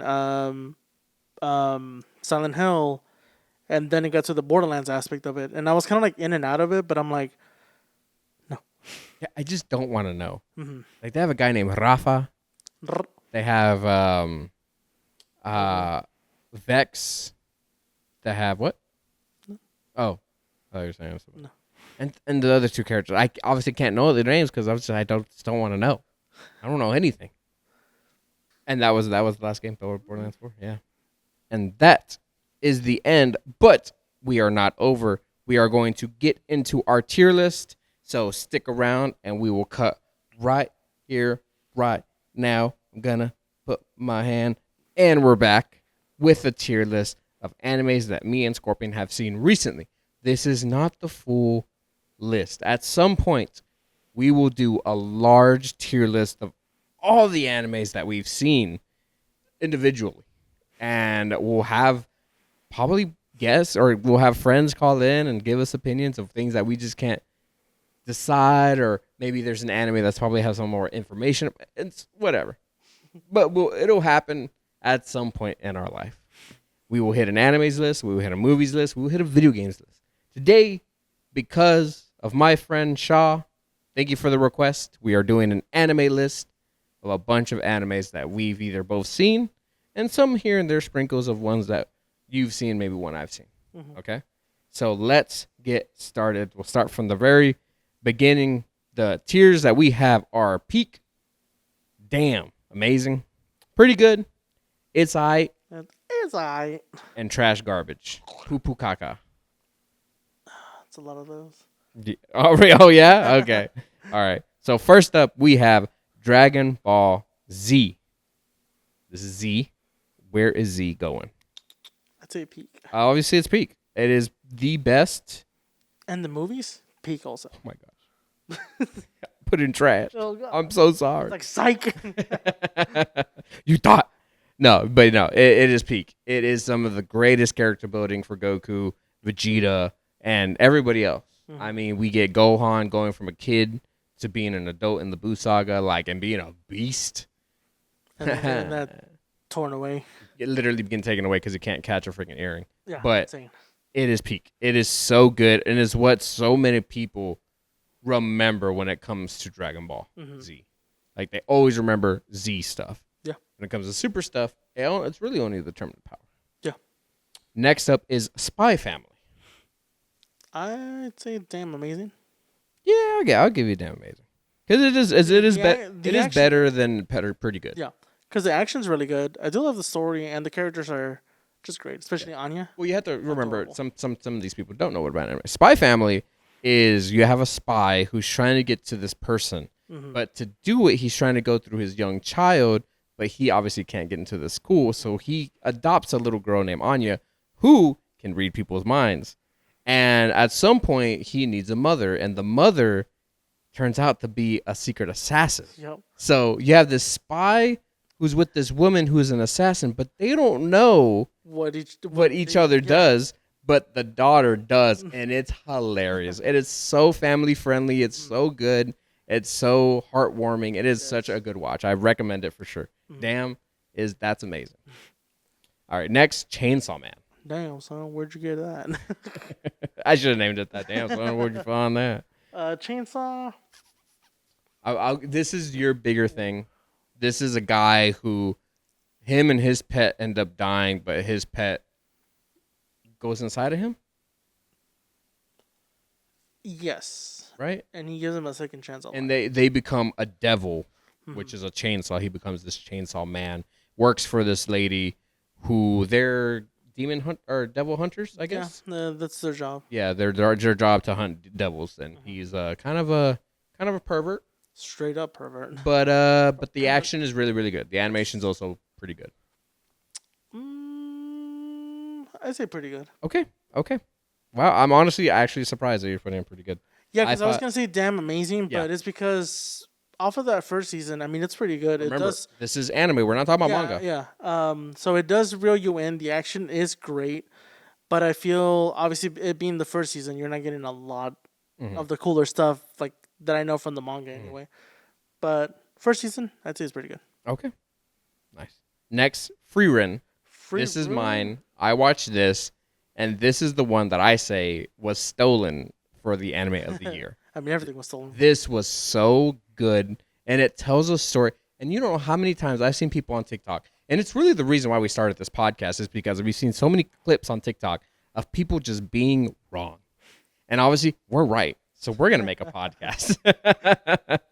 But Frieren is peak. That is peak anime. Everything from just going through a story of rekindling your adventure that you had with your friends, creating new stories, and just going through your grief and your regrets and things that you've said and you want to like take back from some of your old friends that you talked about, having just those memories and thoughts and you just living through them, and then also letting the newer generation grow and be better, but you still having fun along. And like that, me just saying that is like, you could only wish for that to happen. And also being an elf and living as long as she has, it makes sense. Yeah, I've seen clips from it, and I've seen only the one scene. I think it's where I think you mentioned it last time. Where she's finding her clone. I was like, dang. But most of the other things I tend to see are just those little like very nice moments between her and Fern and Fern and stuff like that. I need to watch Emo, and it's so good. Like honestly, it's so good. And this girl goes hard. Like Frieren is no joke. Like she's like literally Frieren like she is known. Yeah, she is known around the parts. Like I love. There was one person, one of her old like I don't think it was a protege, but one of her old like acquaintances that she knew, like she was starting to start up some. She was like, "Oh, you Frieren? Oh, I'm stronger than you now." Blah blah blah.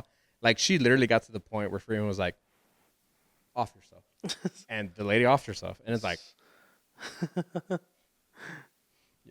so it's peak. It's peak for me, for sure. ReZero is next up. Damn amazing. Tell them about it. It's just honestly, when you first started, you're like, "Oh, it's your typical isekai." And then Which isekai is? Isekai normally tends to be where a main character tends to die in the real world and then gets transported into a fantasy world. And normally those fantasy worlds tend to follow like a video game role almost. Some of them, not all of them. Like this most of the time. Like this one, Wrestling of the Sheer Hero does. But anyway, yeah, because when you first started off, it's like, oh, he's just there. Everything's kind of living life. He's trying to figure out the world, this and this, and his goal is to try and be a hero. And then stuff hits the fan. Yeah, he can die and keep coming back, and he can hit checkpoints, which is really weird. Yeah, which we're still trying. We kind of got it, but yeah. But it's just the fact that it throws you like all these like curveballs and stuff, and when he resets, you're like almost piecing the things together as he's piecing it together. That was my shoe. And then I can't do it anymore. That's fine. Continue your sentence. Don't care about your shoe. But no, yeah, just the fact that you're also just trying to figure out as he's like piecing everything together, but just sometimes the shock of something happening, and you're like, oh, this is what happened. Because I think there was one episode that we saw, kind of spoilers, I guess. What? It's like season 1 or 2. It's like picture your own life, and that if you could come back to life and hit a certain specific point, but someone meaningful to you passes away, Mm-hmm. you're obvious, and you know how it happens. You're gonna stop that, but then something else happens. So it's a domino effect. It's like you can't stop something from happening, but you can try your best to get the least worse outcome. Mm-hmm. You know, and that's constantly what happens all the time, and it's dark. It's really, really dark. Yeah. Yeah. It gets gruesome when it needs to. It's not just out of nowhere. Mm-hmm. But it's really good. But you gotta sit down and watch it because you cannot. There's so certain much. episodes where it's just like here's some info Here's dumping on info you, jumping. Yeah, exactly. and it's just like what? Yeah, if you, but yeah, good watch. Okay, next we have Dragon Ball Super.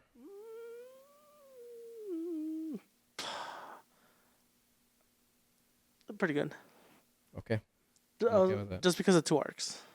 Yeah, your Dragon Ball Goku Black, and then Black and Tournament of Power. and we're saying this because we're right. Dragon Ball Super, it's pretty good.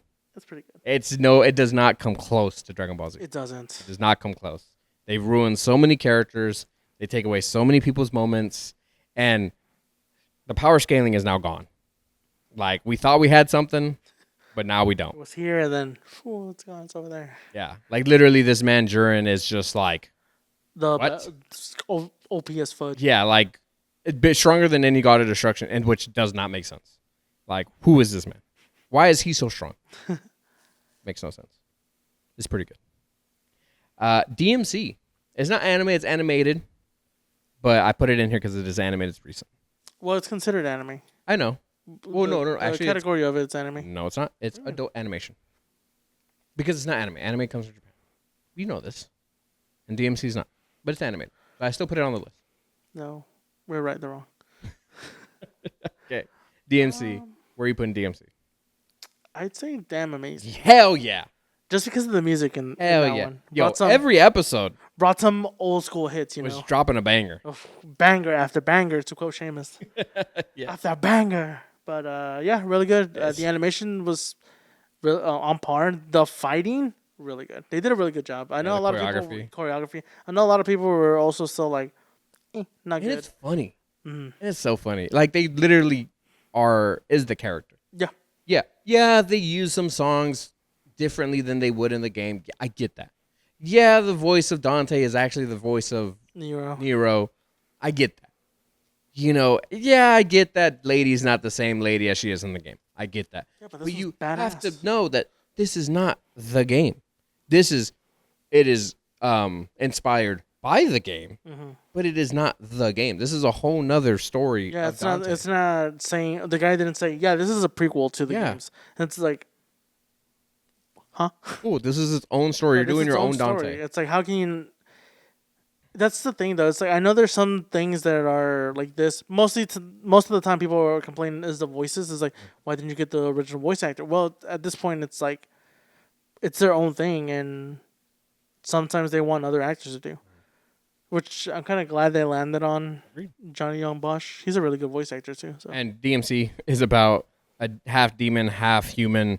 hybrid. He's got a Nephilim, who works odd jobs, who helps He's kill a bounty hunter, isn't he? yeah bounty hunters for demons, and things like that, who have come to the real world. He's And he handles business. The Devil May Cry. And he's hilarious. He's stylish. He's everything a douchebag man needs to be. The freaking dance little thing that he does with the game. Yeah. I think that's my favorite part of this whole show. And people do it, and it's When he's shooting, he's like, "What are we shooting at?" But it's really good. Give it a check it out. It's on Netflix. yeah, for sure. Don to Don. Ooh. Ooh, what were you thinking just now? I saw your mouth. I saw what your mouth did. I was gonna say damn amazing. Uh-huh. But were you gonna? What made you stop? What did you think? Were you thinking peak? No, I was not. Oh, you weren't. Were you thinking pretty good? No, it's damn amazing. Yeah. It's damn amazing. Especially the We just caught up. Seconds to last. No, 3 episodes prior to the one that we finished with the exorcism song. Yeah. Yeah, so good. Check it out. Exorcism song. They got the voice singer for Dragon Force. Fantastic. It's like what but after that, we got a bunch of slice of life, just like filler episodes. So good. Yeah. So good.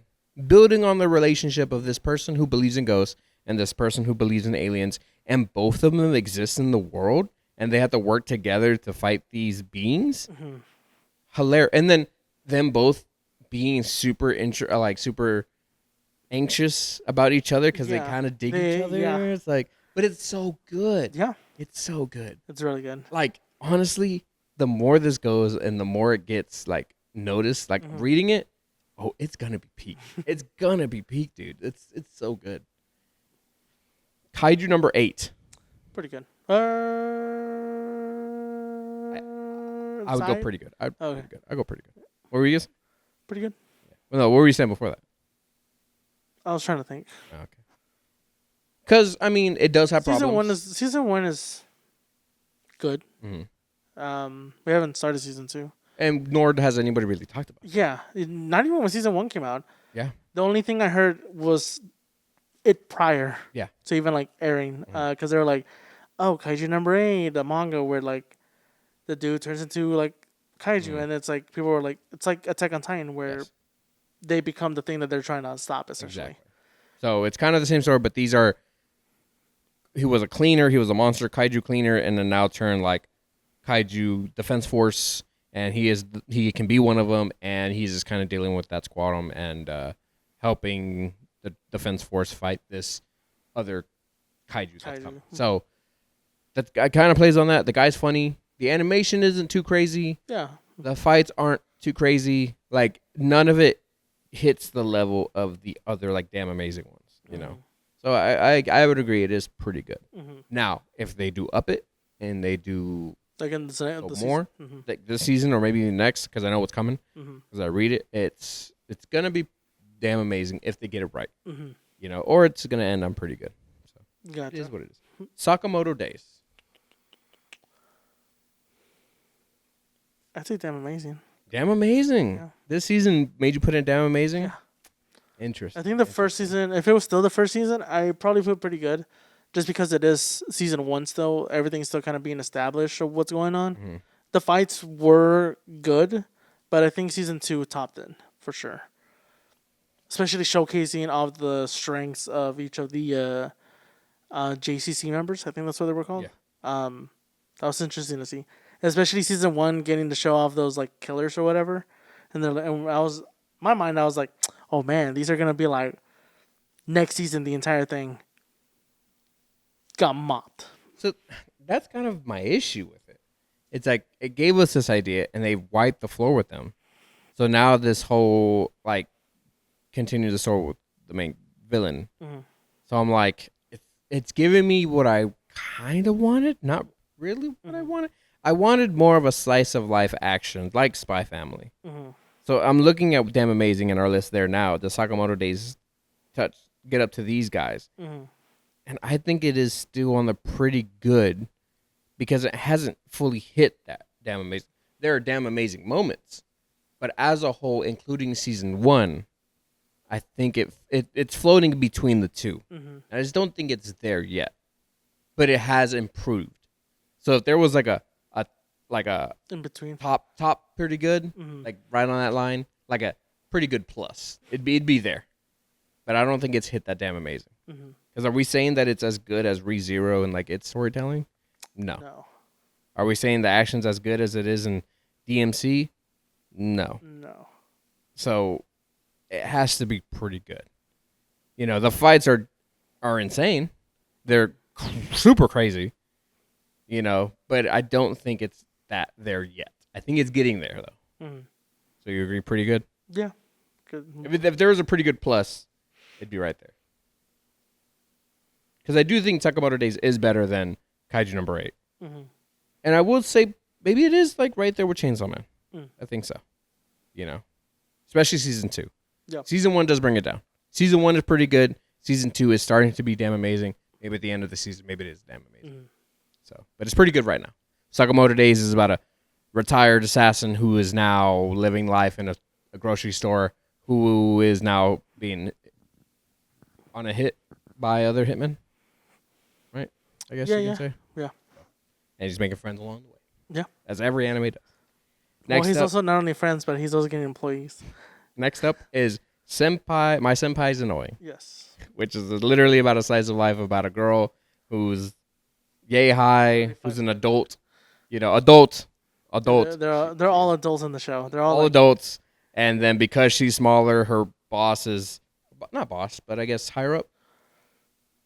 Like works alongside her, but not like Oh well, he'd be a coworker. Yeah, okay, a coworker, larger guy, broad, tall, whatever. Always picks on her. They're like brother and sister, like that kind of relationship. Nothing weird. I know people who don't watch anime know that there is some weird stuff that's not one of those weird ones. So just saying, it is hilarious. It is really, really funny. I'm giving it pretty good. Pretty good. I'm giving it pretty good. This list is making it look like we don't watch anything bad. Because the guy, I know there's the rest of them. Like, look at him. Like, there's only one I can think of that might be trash, but even then, I think they're all going to be pretty good. Next is Demon Slayer. I'd say damn amazing. Yeah, I agree. Damn amazing. I mean, it'd be A rank, A for animation. It's literally what's happening. The story isn't too crazy. It's just a man trying to save his sister. And then fighting demons along the way. And fighting demons on the way and understanding the emotions and their backstories of each person. It's almost copy and paste the same story every single time. So it is kind of repetitive, but the animations are crazy. So it literally is. I'd put Demon Slayer at the top of damn amazing if I could. It deserves it. So we have Mashal. Haven't seen it. It's alright. Oh, Mashal is just a Harry Potter ripoff that instead of magic, this guy just works out a lot, and it's funny, but it just doesn't come close to anything else. Fights are great, fights are crazy, but fights don't make you a good anime. You're right. So lovely. We have Go Go Loser Ranger. I know. It's the one kind of forgot, huh? Pretty good. We still need to start it. The new season's out. Nuh-uh. Damn. But pretty Damn, good. that's amazing. Yeah, Go Go Loser Ranger is one of the most interesting animes I've ever seen. Yeah. Because I don't know who to side with. Because the main character is a bad guy, but he's fighting a corrupt system for the good guys. Yep. But because he wants to bring down the company, he wants to kill humanity. Yeah. So I'm like, do I side with him or I'm against them? But I'm against these people, but these people are these. And there's another people who are being shady too. It's like, what? I don't know who to side with. But it's giving me that thoughts. Those thoughts. I'm like, damn, this is crazy. Yeah. Everyone has an agenda. Everyone's up to something. And that's good storytelling. And it is Power Rangers that are douchebags. Yeah, pretty much. Cool. It's pretty good. Give it a check out. One Piece. Oh, we know the answer to that. Yeah, of course. Thank you. It was the peak above peak. You put it above I peak. thought you were gonna say trash garbage, and I was gonna jump across this table. That'd be funny. It's like you get up and it's like, we'll be right back with a free stream. Apothecary, that is. I like how we didn't even have to talk about One Piece. That's it. Peak. You already know. Apothecary Diaries, again, another one I watched, and this one is damn amazing. This one is really, really good, animated beautifully. Tells a great story of a character who's literally gone through the crapper, like lived on the streets, moved into a brothel, was raised by the people in the brothel, was raised by a man who isn't her real dad, and just learned about poisons, and then somehow got hired to be a poison tester for a princess, and it just so many stories and so many situations and cases. It's just like, yeah. Trying to open a portal there? Yeah, bring Doctor Strange over here. So it's damn amazing. And now one of your animes, Delicious in Dungeon, is Damn amazing. I knew you were gonna say it. Just so Why? good. Tell them why. The food. The food on there is really good. The food in Dandadan though. The last two is hilarious. Real pictures. Yeah, in Dandadan, the manga panels were so well drawn that the creators for the anime was like, we can't recreate this, so we're just gonna take a picture of real food and put that into the anime. But the fact that they were able to like blend in them actually picking it up, that was really interesting. So Delicious in Dungeon. Delicious in Dungeon, really good. The story goes one way, and then you get to a certain point, and it just starts to shift, like what it is, and it's pretty funny, or not funny, but it's like whoa. But the food process along the journey along the way is pretty cool, especially with the whole food, them tasting new monsters, the way they're cooked and everything. It's just really interesting. With every anime, it's always the journey along the way. The journey along the journey. Next is one you might have forgotten. Tomo-chan is a girl. I started it. No, we finished it. I did not finish it. We caught up. No, we did not. Yes, we did. No, we didn't. Yes, we You did. are insane. I'm pretty sure we did. No, we didn't. You might have started. I might have passed out, No, but we I was started not this there. together. No, we cheated on did. me? We might have started together, but we didn't finish it. I think I passed out. guarantee you. I passed No, out. because every time we go back, Never. Nope. I'm pretty sure. Okay, so tell me, Tomo-chan is a girl. What do you remember, and what do you think? I just remember the first episode when she was talking about. You remember the first episode? Yeah. Yo, we got so Yo. far. I almost said your name. Scorpion. I almost said Scorpion. You know how that makes me feel? Yeah, you. Yes, pointing at you. Yeah, no, I don't. You only remember the watched first episode? And We just, got like just the opening line where she was talking about how she's not treated as no, we oh no, my we did not. oh my gosh, dude. We saw. No, you might have, but not me. I almost said it again.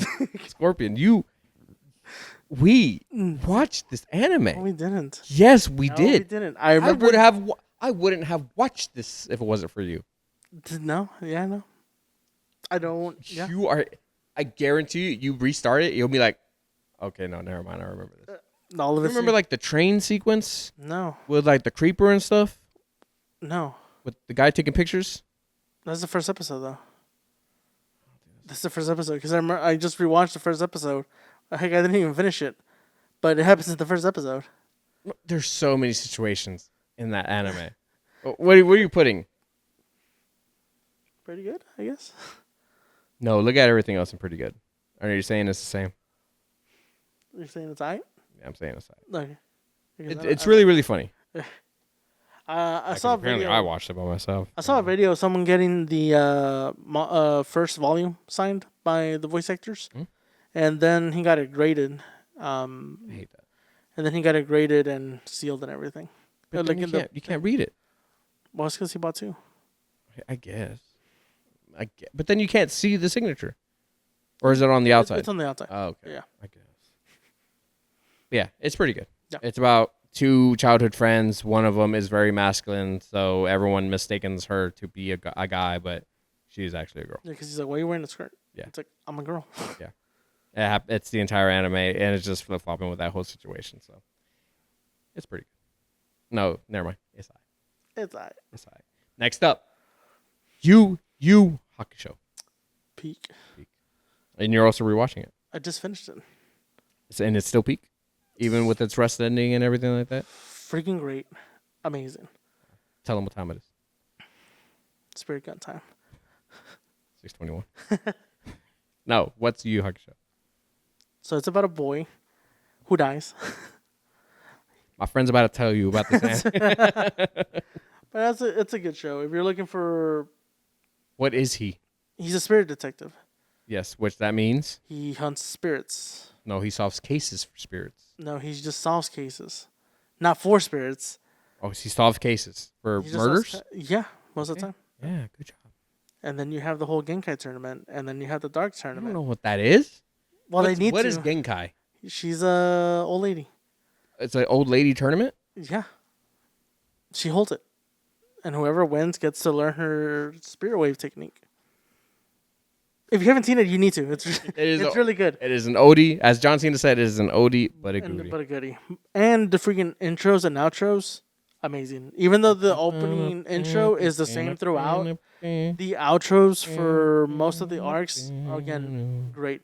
And you can, like, feel or, like, whenever you hear those songs, you can tell, like, it has that 90s Get on vibe. your soapbox. Yeah, tell him. What? I said your soapbox. What's my soapbox? You never heard that term? No. You know, in the streets, you put your soapbox down, and you get on top, and you start yelling. You know those people? Did you just put a cardboard box or something? Yeah, but it's called a soapbox. Why is it called a soapbox? I don't know. Laid Back Camp. The next anime. This is your anime again, Yes! This is damn amazing. which we talked about it before, so we don't need to go into I that. was trying to figure out what it was. That's all. Because it almost looks like Dora Dora. No, Dorahero? no, Toradora. Is that what it's called? It's the one with the tall dude and the little girl. Tall dude and little girl. Yeah, she's called like the tiger, palm tiger. She punches him a lot. I have no idea what you're talking about. Attack on Titan. Peak. I guess you're gonna say it's height. No. It's not just that. If I could give it Damn Amazing Plus, I think I would. But it is one of the best storytelling ever. They're just behind One Piece. Oh, most definitely. I mean, yeah. I think the only reasoning I'm fighting is because there's a lot of clips and a lot of TikToks about people saying that this is the best of all time. For some people, it is. It's about, again, like Kaiju number 8, it's a guy who can transform into these things that are causing a ruckus, and they're using him to fight. And the story just continues to get crazier and crazier and crazier as time goes on. It's also very like political. Yeah. I can't tell what that one is. My Hero Academia. Pretty good. No, we got to put it in Damn Amazing. Tell him where you are. At the dorms. Yeah, that's why I was gonna be like, well, you I've have seen it no more. idea. Yes, it is damn amazing. Everything. It is getting to the nitty gritty. We are getting in the final war. It is awesome. It is so good. It's not gonna reach peak, but damn, is that good. Next is JJK.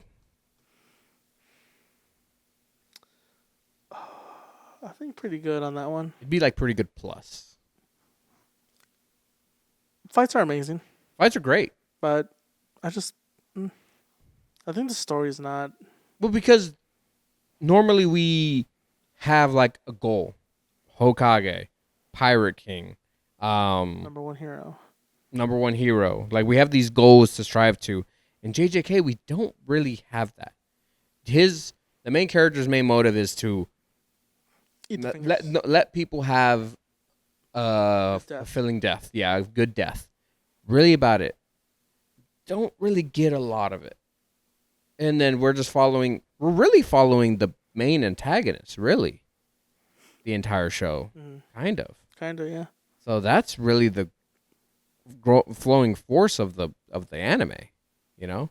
The fights are peak. The fights are great. You know, the fights are literally seizure inducing. Like that's how crazy they are. But like it's the nitty gritty when you get down to it, like what is happening in the anime really. You know, and not a lot is really happening. Yeah, I think most of the time it's like, are they done talking? Yeah, more or less. Hands. Yeah, like if this was it's like we talked about with the Dragon Ball Super moments. It's like if this was a fighting bracket, it'd be a whole different bracket. You know, this tier list, if it was a fighting tier list, JJK will be peak. Yeah. But it's not. We're talking about the entirety of the anime, and it is pretty good. The fights are peak, but the anime as a whole is pretty good. I'm gonna hear this at work. Zom 100. Pretty good. Pretty good. Pretty It's good. finally another zombie anime. Yeah. That's like none other. Yeah, that's more. Cool story. It's about a guy who was working a crap life, who was just routine after routine after routine after routine after routine. And then the apocalypse happens, and he no longer has to go to work. And he can do whatever the hell he wants. And what did he do? He wrote down a list of 100 things, bucket list items that he's never done before, and he is trying to complete it. And that is one of the coolest things, and it is the best use of color I've ever seen. Yeah. It like Very bright. so brightly colored, so awesome, and it's so funny. So many different characters along the way. You know, it's great. Yeah. You know, it's pretty good. It's pretty good. It's pretty cool. It's finally good to see another zombie anime. That's like no other. Yeah, that's like no other, and lighthearted. and lighthearted, not too sexualized. Yeah. Yeah. Yeah. Because I for sure wanted another like zombie anime for like the longest, and then boom, this came out. And last but not least, Trash Solo Solo Leveling. garbage. If you have gone back and watched these videos and our podcast, you've heard me talk about solo leveling. Where would you put solo leveling? It's alright. I Honestly, was thinking the same thing. it's okay. I was The thinking- fact that they're like the fight of him and what's his face, the Ant King.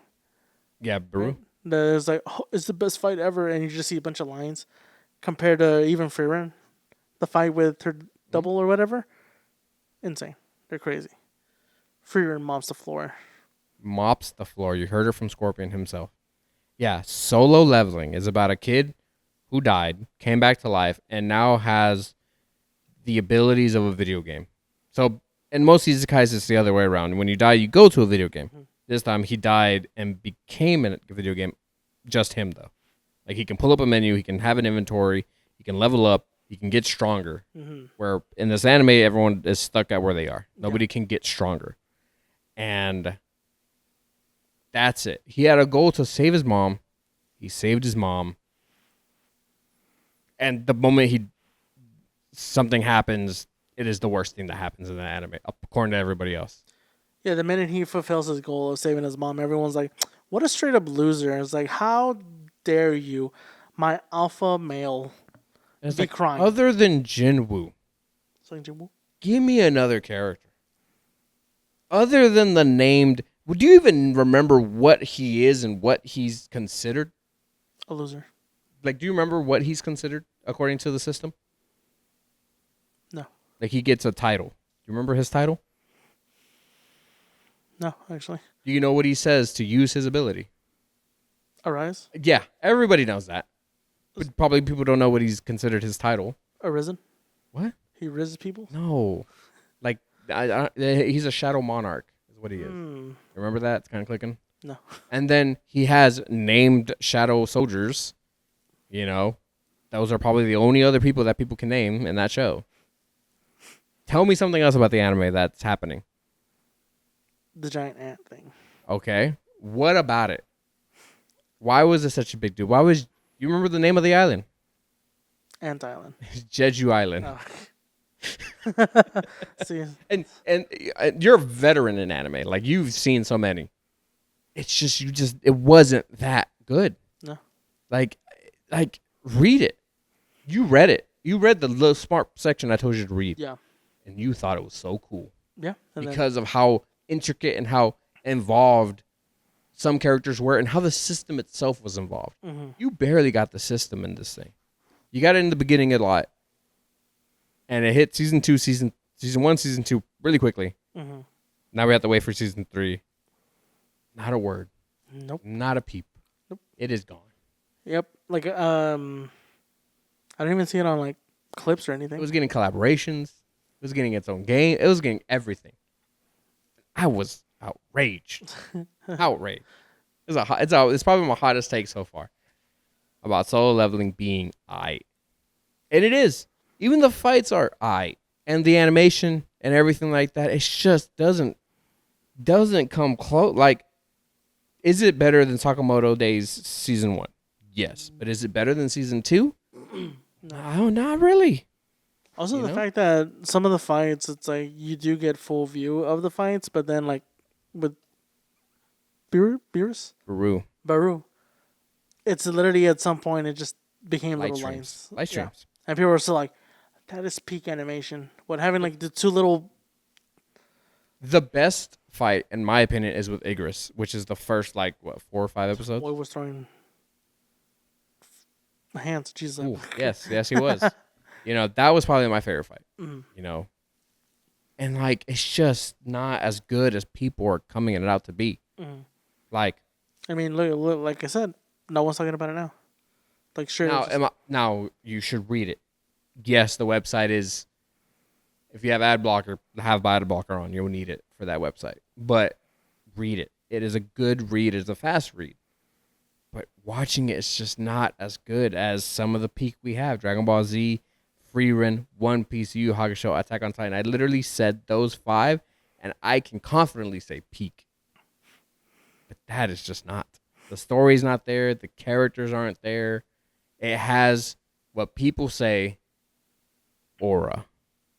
But aura does not make you peak. It doesn't have peak animation. That's Demon Slayer. Yeah. But that is our tier list of animes that we have seen recently. Like this is stuff recently watched. Would you agree? Yeah.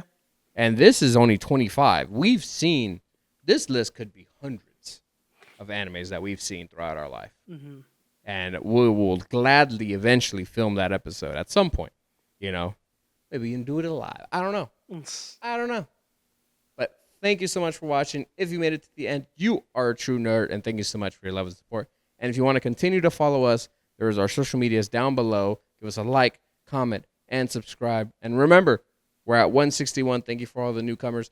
And if we get to 200, we will do our Bean Boozled episode. He will be very unhappy. I will be very happy. And we will see you in the next one. Latest. See ya.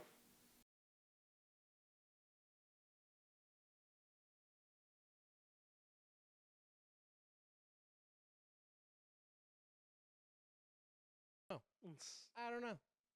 But thank you so much for watching. If you made it to the end, you are a true nerd, and thank you so much for your love and support. And if you want to continue to follow us, there's our social medias down below. Give us a like, comment, and subscribe. And remember, we're at 161. Thank you for all the newcomers. And if we get to 200, we will do our Bean Boozled episode. He will be very unhappy. I will be very happy. And we will see you in the next one. Latest. See ya.